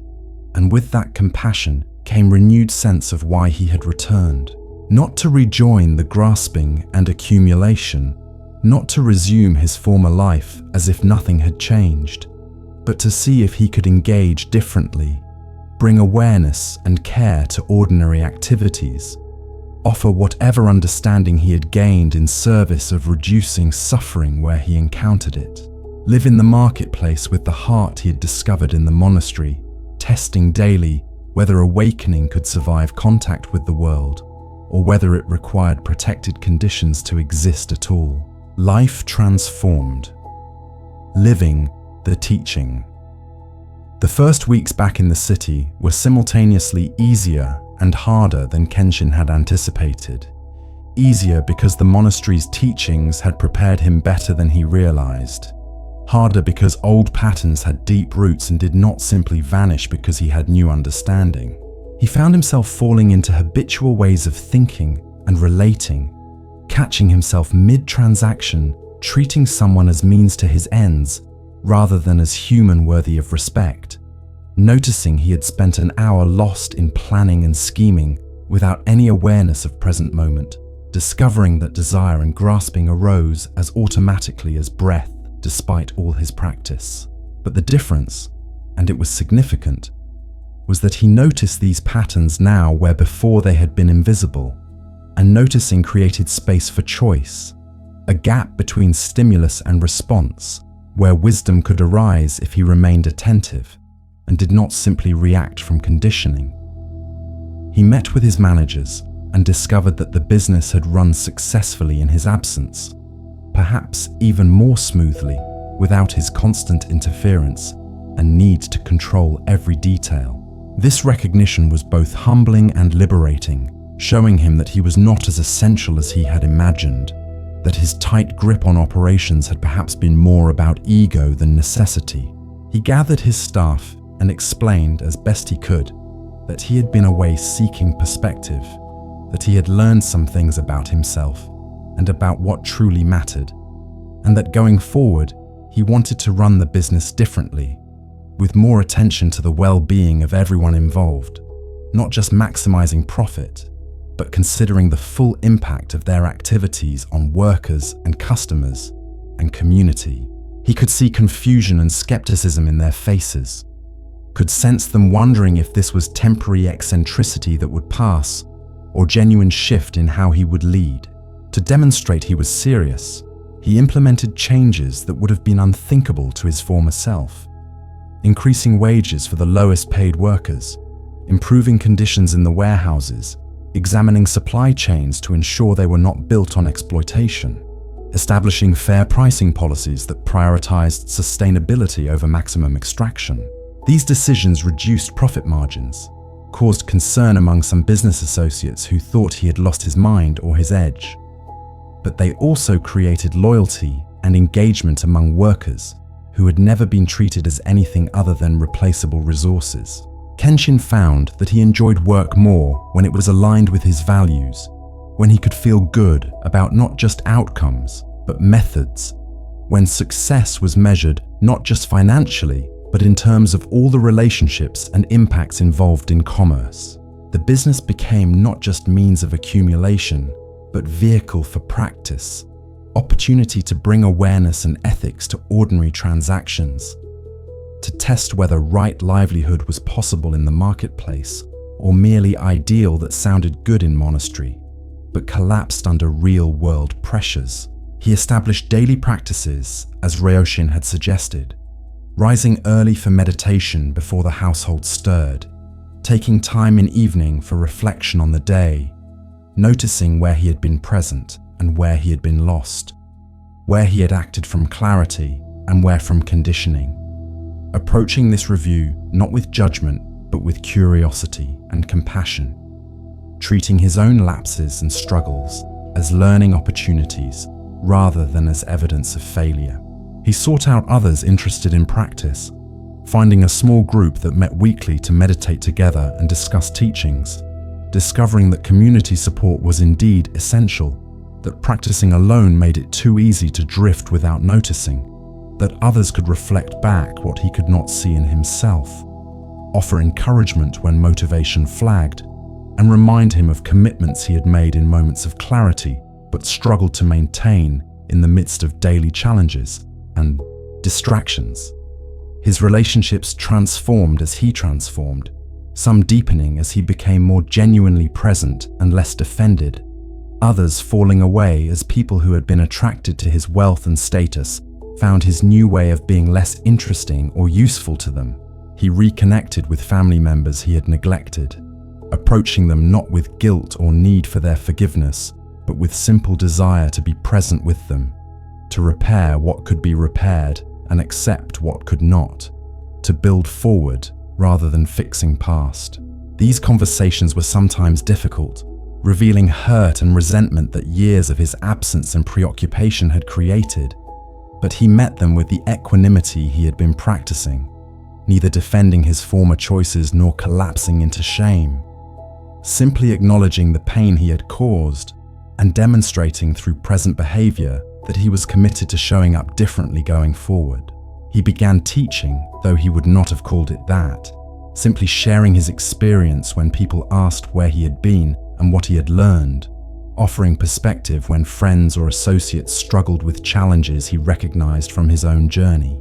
He did not present himself as expert or enlightened being, but as fellow traveler slightly further along one particular path, someone who had discovered some things that helped and was happy to share them while acknowledging vast amounts he did not understand and ongoing struggles with his own conditioning and patterns. This humility made his sharing more accessible and credible than if he had claimed some special status or complete transformation, allowed others to see that practice was not about becoming perfect, but about bringing awareness to imperfection, not about transcending humanity, but about being more fully and compassionately human.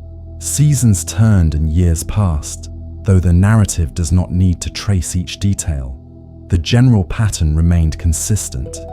Kenshin engaged fully with his worldly life while maintaining the understanding he had gained at the monastery, falling and rising, forgetting and remembering, struggling and finding ease.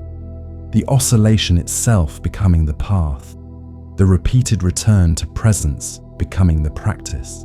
He never lost the desire for things to be different than they were, never achieved some permanent state of equanimity that was untouched by pleasure and pain, success and failure, gain and loss. But his relationship to all of it changed fundamentally. The difference between being tossed by waves and watching waves from shore, between being consumed by experience and maintaining witness awareness that could observe experience without being defined by it. He discovered that awakening was not a one-time event, but ongoing process, that freedom was not achieved and then maintained, but found fresh in each moment, that peace was not absence of difficulty, but presence with whatever arose, meeting it with awareness and compassion, rather than resistance and demand that it be other than it was. His business prospered in unexpected ways, not perhaps by traditional metrics of maximum profit, but by deeper measures of sustainability and positive impact, of relationships built on integrity rather than extraction, of workers who were engaged and creative because they were treated with dignity and respect. Kenshin found genuine satisfaction in this that he had never found in his former success. The satisfaction of alignment between values and actions, of knowing that his work served not just his own accumulation, but contributed to wider well-being. He was not naive about remaining challenges and complexities of ethical commerce in a system structured around other values, did not pretend he had solved all problems or freed himself from all contradictions, but he had found a way to engage that felt honest and sustainable, that nourished rather than depleted him, that allowed him to sleep peacefully most nights without the weight of compromised integrity pressing down on his chest. Friends and associates noticed the change in him, the way he seemed more relaxed, yet more focused, more content, yet more engaged. Paradoxes that made sense only when one understood that he had released the exhausting project of trying to secure happiness through controlling circumstances, and had instead found it in accepting circumstances while responding skillfully to what was needed. Some were inspired by his example and sought to understand what had shifted, beginning their own journeys toward examining relationship with desire and attachment and identity. Others dismissed him as having lost his edge or his ambition, no longer the competitor they had known, and those relationships fell away naturally without conflict or regret. He understood that he could not convince anyone of anything, that transformation came from inside and in its own time, that the best teaching was simply living with as much awareness and integrity as he could manage, and trusting that for those ready to see, the example would speak louder than any words could. On the anniversary of his return from the monastery, Kenshin made the journey back up the mountain to visit, wanting to express gratitude and share how the teachings had taken root in his life. Master Ryoshin received him with a smile, as if no time had passed, asking no questions about success or failure, but simply present with his former student, who had become something like a friend. They sat together in familiar silence, drank tea, and when Kenshin tried to express his thanks, the master waved it away gently, explaining that whatever understanding Kenshin had gained had been his all along, that the monastery had simply provided conditions for him to discover what was already present, that the credit belonged not to any teacher, but to his own willingness to look honestly at himself and his suffering, and to do the difficult work of transformation. They spoke little that visit, simply sat together, worked in the garden, walked the mountain paths, and in the simplicity of that presence, Kenshin felt the continuity between monastery and marketplace, between practice and ordinary life, between who he had been and who he was becoming, all of it one seamless whole, one continuous unfolding of awareness, meeting experience with compassion and care, and the infinite patience required to keep returning, again and again, to the freedom that was, always already here, waiting only for him to stop seeking and simply recognize what had never been lost, but only temporarily forgotten. The teaching continues. Full circle. Years accumulated like leaves falling, each season bringing its changes, each phase of life presenting new challenges and opportunities for practice. Kenshin's hair grayed, his body showed its age. The sharp edges of youth softened into something gentler, though no less vital. His business eventually transitioned to younger leadership as he stepped back from daily operations. Not abandoning responsibility, but recognizing that clinging to roles past their natural season was another form of attachment. That part of his practice involved releasing gracefully when the time came. He watched this transition with interest, noticing resistance and fear arising. The identity he had built around being a merchant revealed as another layer to examine and ultimately release. Another story that had been useful, but was not ultimately who he was beneath all the roles and relationships and temporary forms through which life expressed itself. He found himself drawn more deeply into teaching, though still he resisted that word, preferring to think of it as sharing or conversation or simply being present with others who were struggling with questions he recognized from his own journey. People sought him out, word spreading somehow that this retired merchant had something genuine to offer. Not theoretical philosophy, but practical wisdom born from lived experience, from having walked the path from grasping to release, from suffering to peace, or at least from unconscious suffering to conscious engagement with it. He began hosting gatherings in his home, simple evenings where people could come to meditate together, ask questions, share their own struggles and insights, creating something like the Sangha that had been so essential to his own continued practice and growth. These gatherings grew organically over time, no formal structure or curriculum, just open space for inquiry and presence, for bringing awareness to the universal human challenges of desire and attachment, suffering and freedom. Kenshin found deep satisfaction in this offering, discovering that teaching, when done without ego's need for recognition or authority, was itself a practice, required him to continuously examine his own understanding, to meet each person exactly where they were, rather than where he thought they should be, to remain humble about the limits of his knowing, while still offering what experience had shown him. He never claimed to have completed the journey or achieved some final realization, always presented himself as fellow practitioner, slightly further along one particular path, but still learning, still falling and rising, still discovering new layers of conditioning and attachment that required patient attention and compassionate release. The gatherings attracted diverse people, young entrepreneurs struggling with the same driven ambition that had once consumed Kenshin, parents overwhelmed by responsibilities and the feeling that they were never doing enough, elderly people facing mortality and wondering what their lives had meant, seekers of all kinds looking for something genuine in a culture that offered mostly distractions and temporary satisfactions. He welcomed them all, created space that was neither religious nor secular, but simply present, grounded in universal human experience, rather than in any particular tradition or belief system.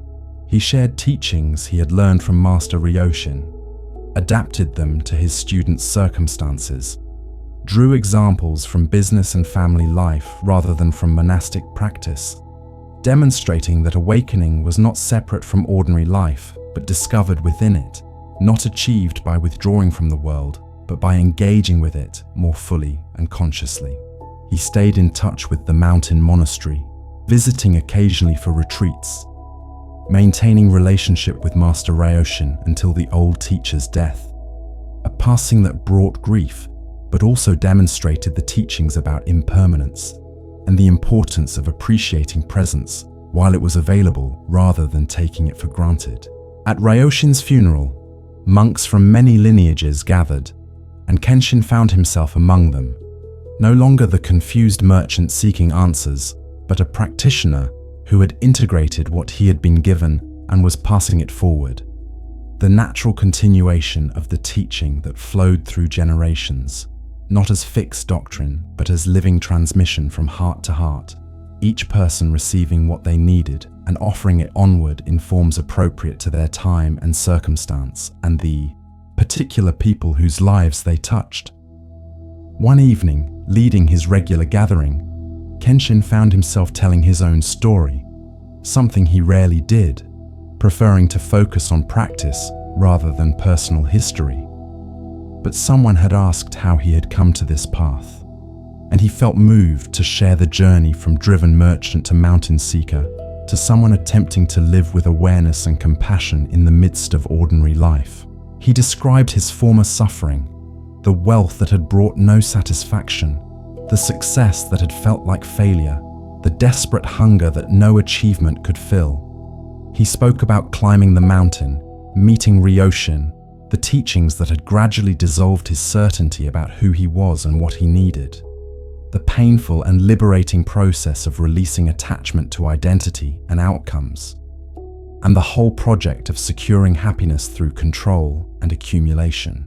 As he spoke, He saw recognition in many faces, people nodding at descriptions of suffering they knew intimately, leaning forward at suggestions that another way might be possible. Hope and skepticism mixed in their expressions as they wondered whether what he described was accessible to them or required some special capacity they did not possess. He assured them that nothing special was required, that he had been as lost as anyone, more lost perhaps, and that if transformation was possible for him, it was possible for anyone willing to look honestly at their own minds and their own suffering, and to do the patient work of bringing awareness to conditioned patterns, releasing attachment to thoughts and identities that no longer served, meeting each moment with the presence and care that was always available once grasping ceased and resistance softened into acceptance of what was. The group sat in silence after he finished speaking, and in that silence he felt the presence of all who had helped him along the way. Ryoshin and the monastery community, Kaito and the other monks who had taught through their simple presence, even his own suffering and confusion which had been necessary to drive him to seek beyond what he knew, to question assumptions that otherwise would have remained invisible and unexamined. He felt gratitude for all of it, even the painful parts, recognizing that his current capacity to help others came directly from having been lost himself, that his understanding was born from confusion, his compassion from suffering, his wisdom from mistakes and failures, and the willingness to continue despite not knowing if he was doing it right, or making progress, or arriving anywhere worth reaching. As people began to leave, offering thanks and bows, one young woman stayed behind, waiting until others had gone before approaching him with obvious nervousness and uncertainty. She explained that she was a successful businesswoman, feeling exactly what he had described, the emptiness despite achievement, the sense that she was missing something essential while pursuing everything her culture told her should bring satisfaction. She asked if he thought the monastery would accept her, if she should leave her life as he had done, if that was the only way to find what she was seeking. He smiled with recognition and compassion, seeing his younger self in her question, and offered the response he wished someone had given him before he left. Though he also knew that sometimes the journey required making the journey. That understanding came through experience rather than being handed over through words. He told her that the monastery might be helpful, that stepping away from ordinary life sometimes created space for perspective that was difficult to achieve in the midst of activity and demand. But he also suggested that what she sought was not located in any place, not in monastery or marketplace, but in her own awareness, in learning to meet her experience with presence rather than grasping, in understanding desire without being controlled by it, in discovering that peace was not found through changing circumstances, but through changing relationship to circumstances. The monastery had taught him this, but years of living it in the world had shown him that awakening did not require withdrawal, that practice could happen anywhere, that freedom was available in this moment, regardless of external conditions, if one could release the demand that this moment be different from what it was, and simply meet it with open awareness and compassionate presence. They spoke for a while longer, and he offered to be available if she wanted to talk further, to explore whether monastery retreat made sense, or whether she might begin practice right where she was, bringing awareness to her daily activities, noticing when grasping arose, experimenting with responding differently to desires and attachments, finding teachers and community that could support her journey wherever it led. As she left, he felt the circle completing, felt himself in the role that Ryoshin had played for him, offering not answers, but direction, not solutions, but questions that might lead to her own discovery of what she needed to understand.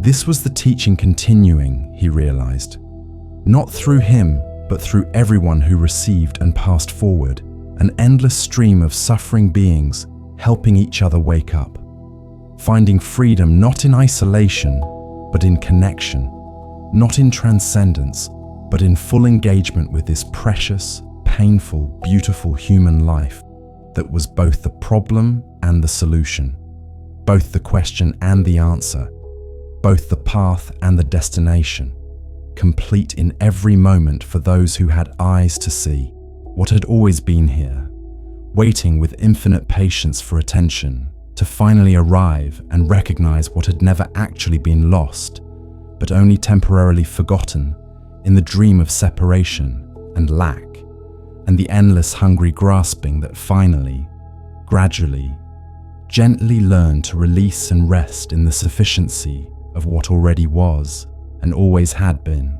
As he prepared for sleep that night, Kenshin paused at his window, looking out over the city lights, seeing all the lives unfolding in the darkness, all the suffering and striving, all the joy and sorrow, all of it held in vast awareness that was both him and not him, both everything and nothing, both completely ordinary and utterly miraculous. He bowed to it all, to the mystery that had no answer but contained every answer, to the practice that never ended but was already complete, to the path that went nowhere because it had never left home. And with that bow, he released even the story of his own journey. Let it fall away like everything eventually fell away. Return to the simple present moment of breathing and being, and the quiet gratitude for having been given this life, this opportunity, this chance to wake up and help others. Wake up in the endless compassionate dance of existence, teaching itself how to be free. Descent from the mountain, eyes newly opened. The morning of his departure was clear and cold, the air sharp with the promise of winter, the sun just beginning to paint the eastern peaks with light that seemed to pour like honey over stone. Kenshin stood at the monastery gate with a small pack containing his few belongings, lighter by far than what he had carried on his arrival, both literally and in ways less tangible but perhaps more significant. Master Ryoshin and several monks had gathered to see him off, not making elaborate ceremony of the farewell, but simply offering presents and well wishes, hands pressed together in bows that acknowledged both his time with them and his path forward. The master's final words were characteristically simple and profound. Remember that you carry the monastery with you, not as memory, but as capacity, not as past, but as present awareness that can be accessed anywhere, anytime, simply by returning attention to this moment and this breath and the clarity that is always available when grasping ceases. Kenshin bowed deeply to the master and the community, feeling gratitude too large for words, and turned to begin his descent. The path was the same one he had climbed months ago, yet everything looked different, or perhaps he was different and therefore saw differently. The shift in perception making it impossible to say whether the world had changed or only his relationship to it. Where before he had barely noticed his surroundings, too absorbed in his own turbulent thoughts and desperate seeking, now he found himself arrested by beauty at every turn. The way morning light filtered through mist, the pattern of frost on leaves, the sound of his footsteps on the path, the vastness of the valley opening below him as he descended.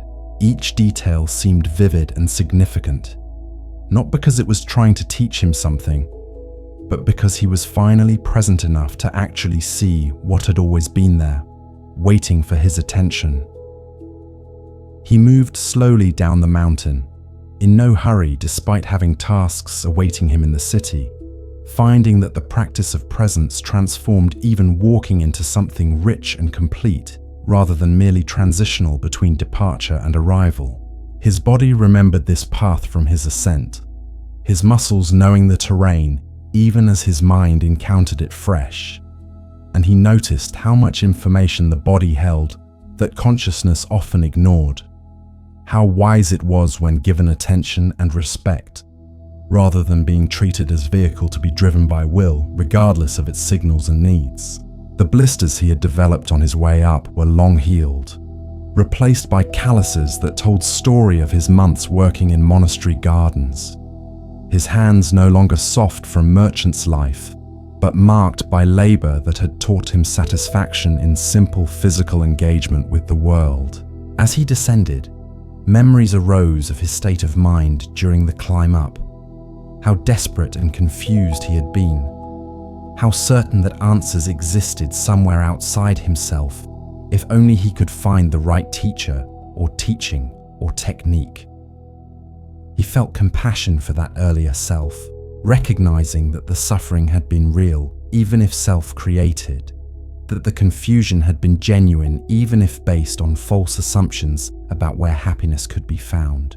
The monastery had not given him answers so much as helped him see that his questions were based on misunderstandings, that he had been asking how to get something he already had, how to become someone he already was beneath all the conditioning and grasping and identification with thought.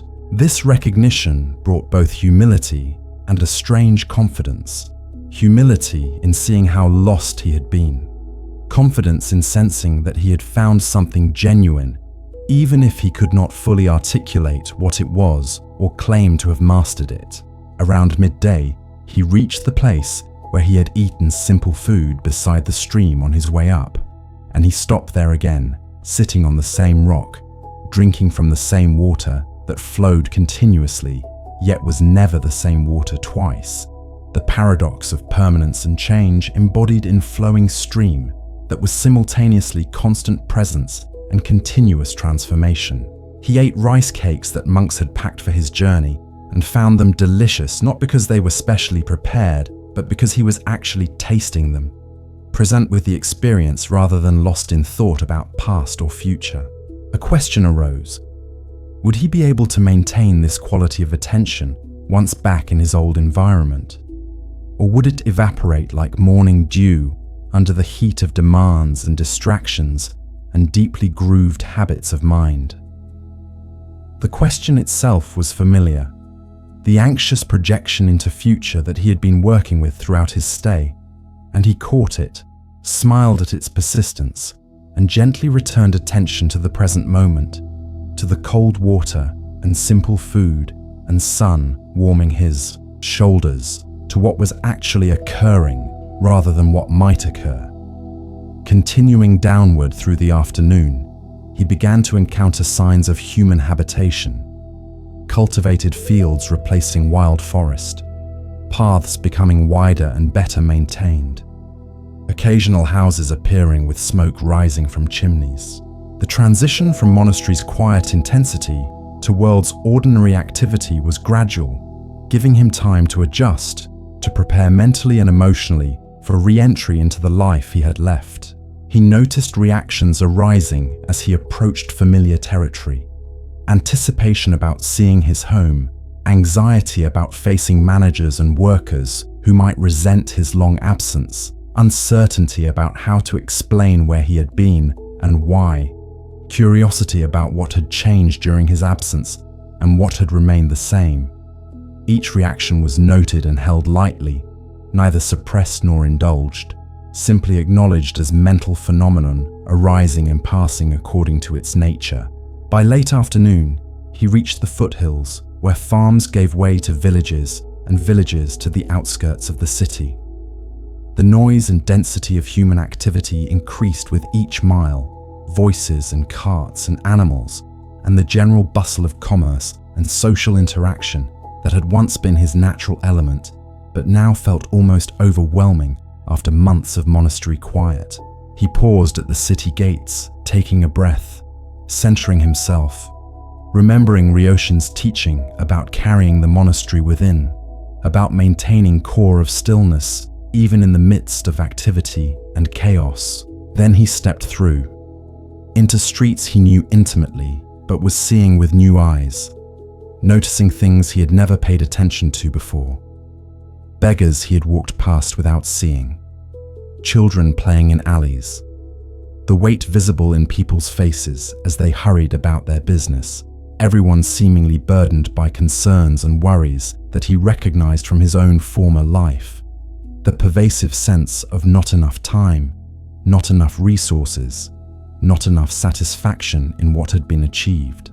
He made his way through familiar streets toward his home, and with each block, more people recognized him, calling out greetings mixed with surprise and curiosity about where he had been. He responded briefly, not ready to explain or defend his absence, simply acknowledging their welcome and continuing toward his destination. His house appeared unchanged, 3 stories of wealth and status standing exactly as he had left it. But his response to seeing it was completely different. Where once it had represented achievement and security, now it looked like what it was: a building, useful for shelter and storage, but not inherently meaningful, not capable of providing the satisfaction he had once imagined it offered. He stood before it for a long moment, key in hand, aware that crossing this threshold represented re-entry not just into physical space, but into identity and role, and all the patterns associated with them, aware that how he engaged in this first moment would set tone for what followed. He unlocked the door and stepped inside, into rooms filled with possessions accumulated over decades, and rather than feeling pride or comfort, he felt mostly curiosity about why he had needed all this, what fear or emptiness had driven such accumulation. Dust-covered surfaces despite servants' care, showing that no amount of ownership could prevent impermanence and decay, that everything required constant maintenance to resist natural tendency toward entropy and dissolution. He walked through rooms slowly, seeing both what was there and what was not, recognizing that these objects had never provided what he sought from them, that they were innocent of the burden he had placed on them to make him happy or secure or worthwhile. They were simply things, useful or beautiful or both, but not capable of being more than that, no matter how much meaning he tried to invest in them.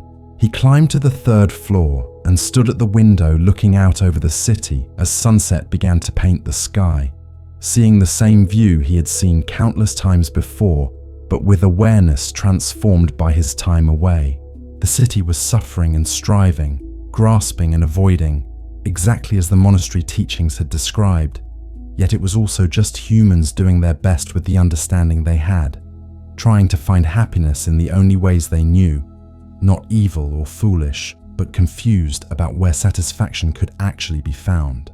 He felt compassion rising for all of it, for himself and for everyone engaged in the same painful search for peace in places that could never provide it. And with that compassion came renewed sense of why he had returned, not to rejoin the grasping and accumulation, not to resume his former life as if nothing had changed, but to see if he could engage differently, bring awareness and care to ordinary activities, offer whatever understanding he had gained in service of reducing suffering where he encountered it, live in the marketplace with the heart he had discovered in the monastery, testing daily whether awakening could survive contact with the world, or whether it required protected conditions to exist at all. Life transformed. Living the teaching. The first weeks back in the city were simultaneously easier and harder than Kenshin had anticipated. Easier because the monastery's teachings had prepared him better than he realized. Harder because old patterns had deep roots and did not simply vanish because he had new understanding. He found himself falling into habitual ways of thinking and relating, catching himself mid-transaction, treating someone as means to his ends rather than as human worthy of respect, noticing he had spent an hour lost in planning and scheming without any awareness of present moment, discovering that desire and grasping arose as automatically as breath despite all his practice. But the difference, and it was significant, was that he noticed these patterns now where before they had been invisible, and noticing created space for choice, a gap between stimulus and response, where wisdom could arise if he remained attentive and did not simply react from conditioning. He met with his managers and discovered that the business had run successfully in his absence, perhaps even more smoothly without his constant interference, and need to control every detail. This recognition was both humbling and liberating, showing him that he was not as essential as he had imagined, that his tight grip on operations had perhaps been more about ego than necessity. He gathered his staff and explained as best he could that he had been away seeking perspective, that he had learned some things about himself and about what truly mattered, and that going forward, he wanted to run the business differently, with more attention to the well-being of everyone involved, not just maximizing profit, but considering the full impact of their activities on workers and customers and community. He could see confusion and skepticism in their faces, could sense them wondering if this was temporary eccentricity that would pass or genuine shift in how he would lead. To demonstrate he was serious, he implemented changes that would have been unthinkable to his former self. Increasing wages for the lowest paid workers, improving conditions in the warehouses, examining supply chains to ensure they were not built on exploitation, establishing fair pricing policies that prioritized sustainability over maximum extraction. These decisions reduced profit margins, caused concern among some business associates who thought he had lost his mind or his edge. But they also created loyalty and engagement among workers who had never been treated as anything other than replaceable resources. Kenshin found that he enjoyed work more when it was aligned with his values, when he could feel good about not just outcomes, but methods, when success was measured not just financially, but in terms of all the relationships and impacts involved in commerce. The business became not just means of accumulation, but vehicle for practice, opportunity to bring awareness and ethics to ordinary transactions, to test whether right livelihood was possible in the marketplace or merely ideal that sounded good in monastery, but collapsed under real-world pressures. He established daily practices, as Ryoshin had suggested, rising early for meditation before the household stirred, taking time in evening for reflection on the day, noticing where he had been present and where he had been lost, where he had acted from clarity and where from conditioning. Approaching this review not with judgment, but with curiosity and compassion, treating his own lapses and struggles as learning opportunities rather than as evidence of failure. He sought out others interested in practice, finding a small group that met weekly to meditate together and discuss teachings, discovering that community support was indeed essential, that practicing alone made it too easy to drift without noticing, that others could reflect back what he could not see in himself, offer encouragement when motivation flagged, and remind him of commitments he had made in moments of clarity but struggled to maintain in the midst of daily challenges and distractions. His relationships transformed as he transformed, some deepening as he became more genuinely present and less defended, others falling away as people who had been attracted to his wealth and status found his new way of being less interesting or useful to them. He reconnected with family members he had neglected, approaching them not with guilt or need for their forgiveness, but with simple desire to be present with them, to repair what could be repaired and accept what could not, to build forward rather than fixing past. These conversations were sometimes difficult, revealing hurt and resentment that years of his absence and preoccupation had created, but he met them with the equanimity he had been practicing, neither defending his former choices nor collapsing into shame, simply acknowledging the pain he had caused and demonstrating through present behavior that he was committed to showing up differently going forward. He began teaching, though he would not have called it that, simply sharing his experience when people asked where he had been and what he had learned, offering perspective when friends or associates struggled with challenges he recognized from his own journey. He did not present himself as expert or enlightened being, but as fellow traveler slightly further along one particular path, someone who had discovered some things that helped and was happy to share them, while acknowledging vast amounts he did not understand and ongoing struggles with his own conditioning and patterns. This humility made his sharing more accessible and credible than if he had claimed some special status or complete transformation, allowed others to see that practice was not about becoming perfect, but about bringing awareness to imperfection, not about transcending humanity, but about being more fully and compassionately human. Seasons turned and years passed, though the narrative does not need to trace each detail. The general pattern remained consistent. Kenshin engaged fully with his worldly life while maintaining the understanding he had gained at the monastery, falling and rising, forgetting and remembering, struggling and finding ease. The oscillation itself becoming the path, the repeated return to presence becoming the practice. He never lost the desire for things to be different than they were, never achieved some permanent state of equanimity that was untouched by pleasure and pain, success and failure, gain and loss. But his relationship to all of it changed fundamentally. The difference between being tossed by waves and watching waves from shore, between being consumed by experience and maintaining witness awareness that could observe experience without being defined by it. He discovered that awakening was not one-time event, but ongoing process. That freedom was not achieved and then maintained, but found fresh in each moment. That peace was not absence of difficulty, but presence with whatever arose, meeting it with awareness and compassion, rather than resistance and demand that it be other than it was. His business prospered in unexpected ways, not perhaps by traditional metrics of maximum profit, but by deeper measures of sustainability and positive impact, of relationships built on integrity rather than extraction, of workers who were engaged and creative because they were treated with dignity and respect. Kenshin found genuine satisfaction in this that he had never found in his former success. The satisfaction of alignment between values and actions, of knowing that his work served not just his own accumulation, but contributed to wider well-being.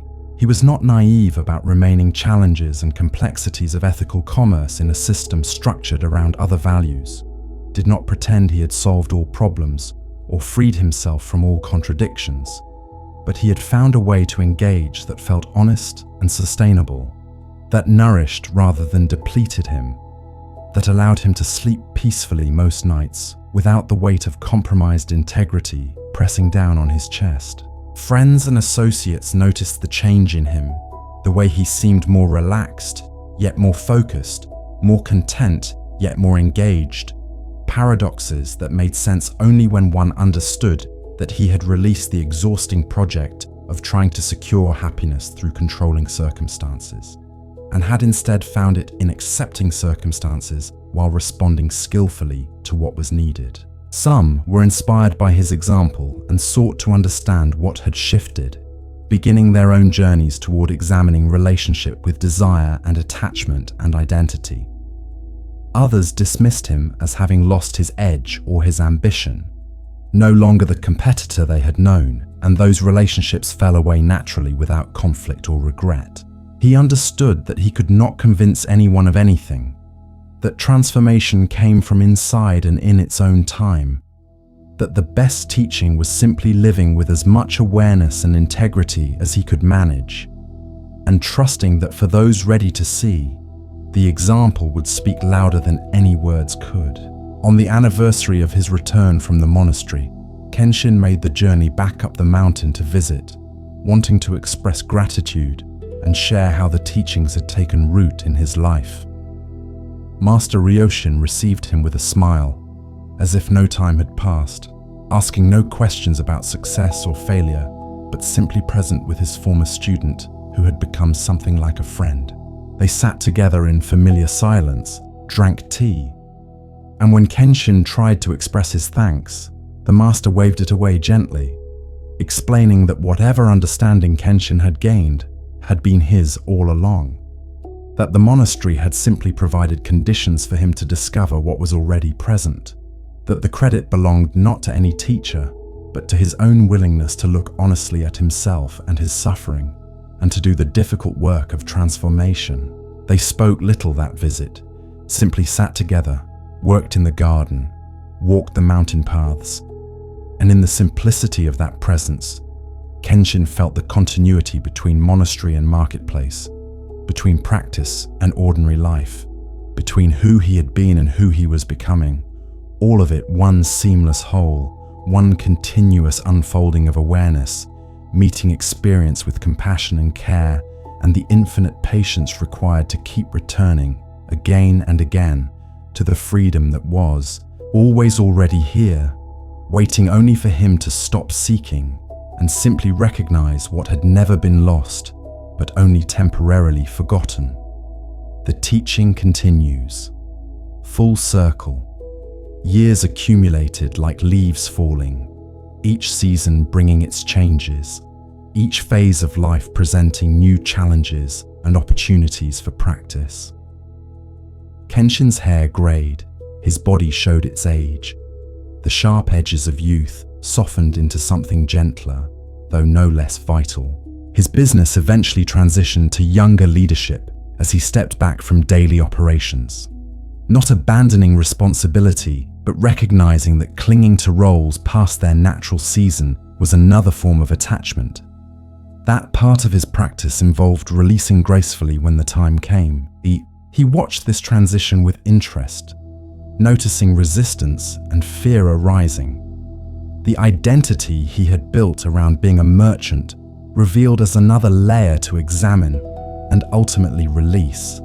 Another story that had been useful, but was not ultimately who he was beneath all the roles and relationships and temporary forms through which life expressed itself.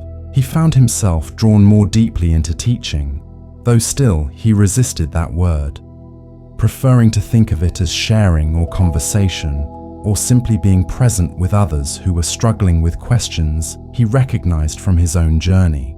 People sought him out, word spreading somehow that this retired merchant had something genuine to offer. Not theoretical philosophy, but practical wisdom born from lived experience, from having walked the path from grasping to release, from suffering to peace, or at least from unconscious suffering to conscious engagement with it.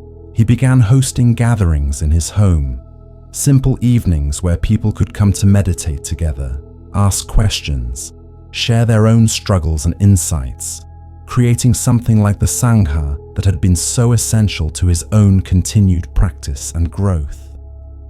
These gatherings grew organically over time, no formal structure or curriculum, just open space for inquiry and presence, for bringing awareness to the universal human challenges of desire and attachment, suffering and freedom.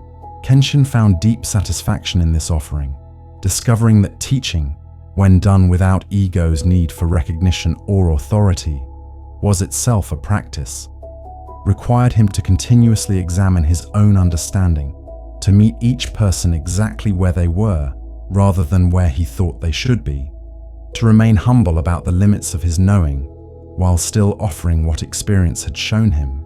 He never claimed to have completed the journey or achieved some final realization, always presented himself as fellow practitioner, slightly further along one particular path, but still learning, still falling and rising, still discovering new layers of conditioning and attachment that required patient attention and compassionate release. The gatherings attracted diverse people, young entrepreneurs struggling with the same driven ambition that had once consumed Kenshin, parents overwhelmed by responsibilities and the feeling that they were never doing enough, elderly people facing mortality and wondering what their lives had meant, seekers of all kinds looking for something genuine in a culture that offered mostly distractions and temporary satisfactions. He welcomed them all, created space that was neither religious nor secular, but simply present, grounded in universal human experience, rather than in any particular tradition or belief system. He shared teachings he had learned from Master Ryoshin, adapted them to his students' circumstances, drew examples from business and family life rather than from monastic practice, demonstrating that awakening was not separate from ordinary life, but discovered within it, not achieved by withdrawing from the world, but by engaging with it more fully and consciously. He stayed in touch with the mountain monastery, visiting occasionally for retreats, maintaining relationship with Master Ryoshin until the old teacher's death, a passing that brought grief, but also demonstrated the teachings about impermanence and the importance of appreciating presence while it was available rather than taking it for granted. At Ryoshin's funeral, monks from many lineages gathered, and Kenshin found himself among them, no longer the confused merchant seeking answers, but a practitioner who had integrated what he had been given and was passing it forward. The natural continuation of the teaching that flowed through generations, not as fixed doctrine, but as living transmission from heart to heart, each person receiving what they needed and offering it onward in forms appropriate to their time and circumstance and the particular people whose lives they touched. One evening, leading his regular gathering, Kenshin found himself telling his own story, something he rarely did, preferring to focus on practice rather than personal history. But someone had asked how he had come to this path, and he felt moved to share the journey from driven merchant to mountain seeker, to someone attempting to live with awareness and compassion in the midst of ordinary life. He described his former suffering, the wealth that had brought no satisfaction, the success that had felt like failure, the desperate hunger that no achievement could fill.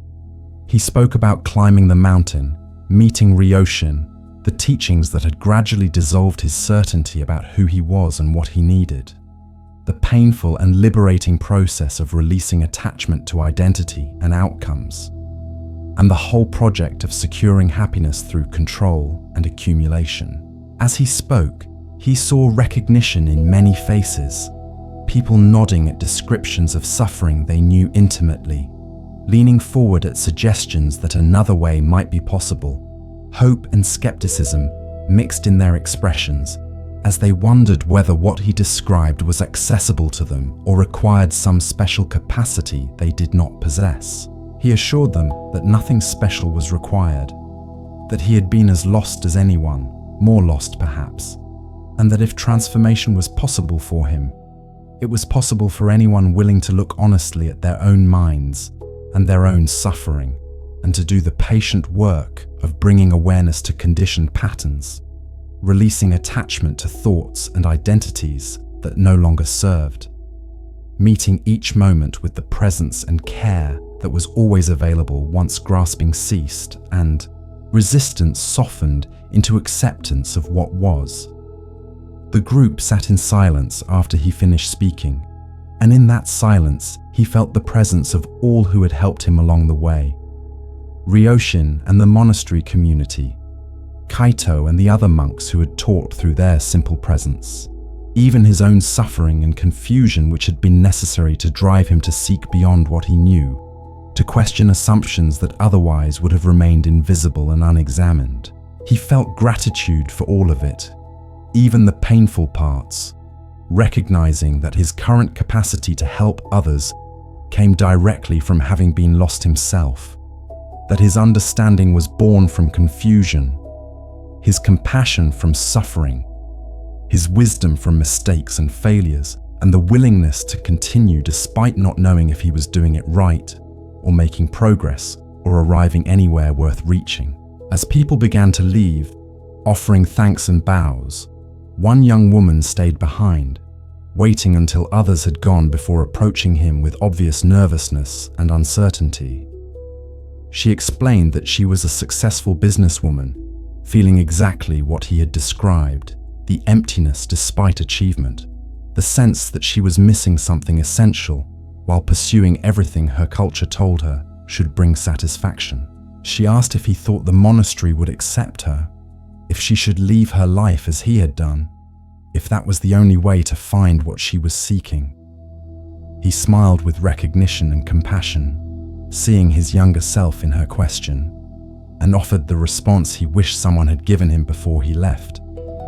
Though he also knew that sometimes the journey required making the journey. That understanding came through experience rather than being handed over through words. He told her that the monastery might be helpful, that stepping away from ordinary life sometimes created space for perspective that was difficult to achieve in the midst of activity and demand. But he also suggested that what she sought was not located in any place, not in monastery or marketplace, but in her own awareness, in learning to meet her experience with presence rather than grasping, in understanding desire without being controlled by it, in discovering that peace was not found through changing circumstances, but through changing relationship to circumstances. The monastery had taught him this, but years of living it in the world had shown him that awakening did not require withdrawal, that practice could happen anywhere, that freedom was available in this moment, regardless of external conditions, if one could release the demand that this moment be different from what it was, and simply meet it with open awareness and compassionate presence. They spoke for a while longer, and he offered to be available if she wanted to talk further, to explore whether monastery retreat made sense, or whether she might begin practice right where she was, bringing awareness to her daily activities, noticing when grasping arose, experimenting with responding differently to desires and attachments, finding teachers and community that could support her journey wherever it led. As she left, he felt the circle completing, felt himself in the role that Ryoshin had played for him, offering not answers, but direction, not solutions, but questions that might lead to her own discovery of what she needed to understand. This was the teaching continuing, he realized, not through him, but through everyone who received and passed forward, an endless stream of suffering beings helping each other wake up, finding freedom not in isolation, but in connection, not in transcendence, but in full engagement with this precious, painful, beautiful human life that was both the problem and the solution, both the question and the answer, both the path and the destination, complete in every moment for those who had eyes to see what had always been here, waiting with infinite patience for attention to finally arrive and recognize what had never actually been lost, but only temporarily forgotten in the dream of separation and lack, and the endless hungry grasping that finally, gradually, gently learned to release and rest in the sufficiency of what already was and always had been. As he prepared for sleep that night, Kenshin paused at his window, looking out over the city lights, seeing all the lives unfolding in the darkness, all the suffering and striving, all the joy and sorrow, all of it held in vast awareness that was both him and not him, both everything and nothing, both completely ordinary and utterly miraculous. He bowed to it all, to the mystery that had no answer but contained every answer, to the practice that never ended but was already complete, to the path that went nowhere because it had never left home. And with that bow, he released even the story of his own journey, let it fall away like everything eventually fell away, returned to the simple present moment of breathing and being, and the quiet gratitude for having been given this life, this opportunity, this chance to wake up and help others. Wake up in the endless, compassionate dance of existence teaching itself how to be free. In the stillness of the night, the city breathed like a living thing. Windows glowed with the light of 1,000 lives, each one a universe of experience, each one searching in their own way for the peace that eluded them when sought, but appeared naturally when the seeking ceased. Kenshin felt his heart open to all of it, felt compassion flowing not from him, but through him, not as personal achievement, but as natural response when the illusion of separation thinned enough to reveal the interconnection that had always been true. He was not separate from those lights, not different from the people sleeping or waking or struggling in their rooms, not above the suffering he had once known so intimately. He was simply one expression of the same consciousness that animated all things, temporarily taking form as this particular person with this particular history, playing this particular role in the great unfolding, that had no beginning and no end. The monastery bell would soon be ringing for dawn meditation, though he was miles away and years removed from his time there. Yet he could almost hear it, feel its vibration in his chest, the call to presence that was always sounding if one had ears to hear, the invitation to wake up that every moment offered regardless of circumstances or location, or how many times one had fallen back asleep. Tomorrow he would rise and continue his practice, would meet whatever the day brought with as much awareness and compassion as he could summon, would fall short and try again, would forget and remember, would be the student and the teacher and neither, would walk the path that had no destination, because every step was already arrival, every breath already home. This was enough. This had always been enough.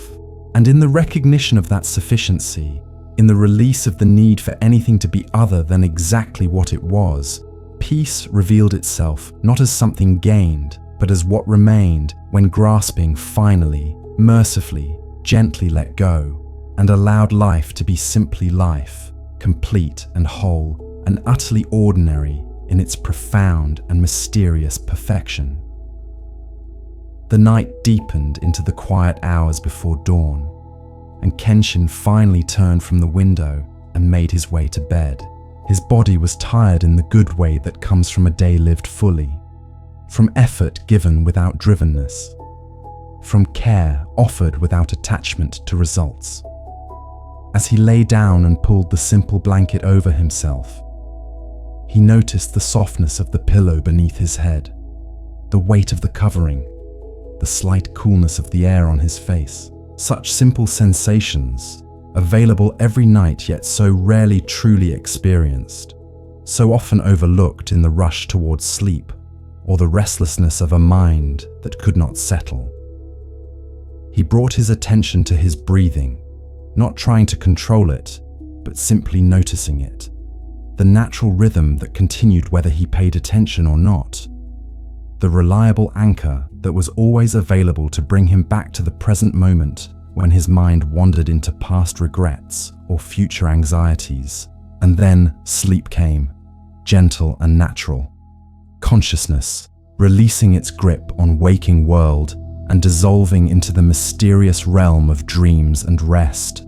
The daily practice of letting go that foreshadowed the final letting go that would come when this life ended and whatever came next began or did not begin, when this particular expression of consciousness released back into the source from which it had emerged. But that was future consideration, and this moment was for sleep, for rest, for the renewal that would allow tomorrow's practice to continue.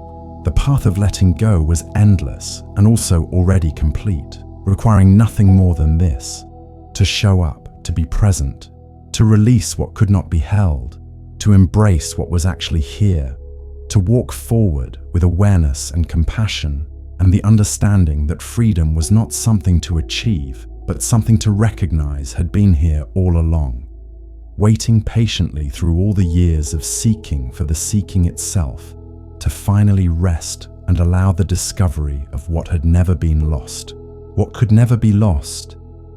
What was the very nature of awareness itself when it stopped grasping at experience and simply allowed experience to be what it was, arising and passing in the vast space of presence that held it all with infinite patience and boundless compassion, and the deep peace that surpasses understanding because it was prior to understanding, the ground from which all understanding emerged, and to which it all returned in the eternal dance of form and emptiness, fullness and release, the path of letting go that led nowhere and everywhere, that ended here and now in this breath, this moment, this precious, fleeting, eternal present where everything was always already complete.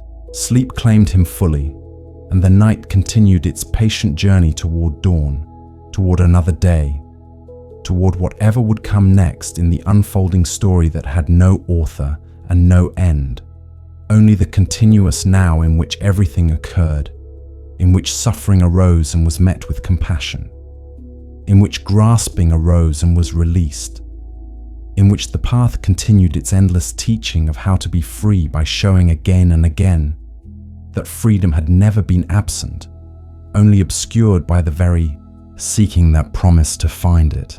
And in that obscuration and revelation, that losing and finding, that endless patient return to what was always already here, the teaching continued its work, not through anyone or for anyone, but as the very nature of existence itself, teaching itself how to wake up, one moment at a time, one breath at a time, one conscious choice at a time, until all that remained was this, the simple fact of being, aware and present and free, not because anything had been achieved, but because everything had been released, not because perfection had been attained, but because the need for perfection had been seen through and let go, leaving only this ordinary, miraculous moment, complete and sufficient exactly as it was and always had been. If you find value in these journeys toward inner peace, we invite you to subscribe to Zen Sleep Sanctuary and continue exploring the path of awakening together. May you rest well, may you release what no longer serves you, and may you discover the freedom that waits patiently in every moment for you to simply stop seeking and recognize what has been here all along. Good night.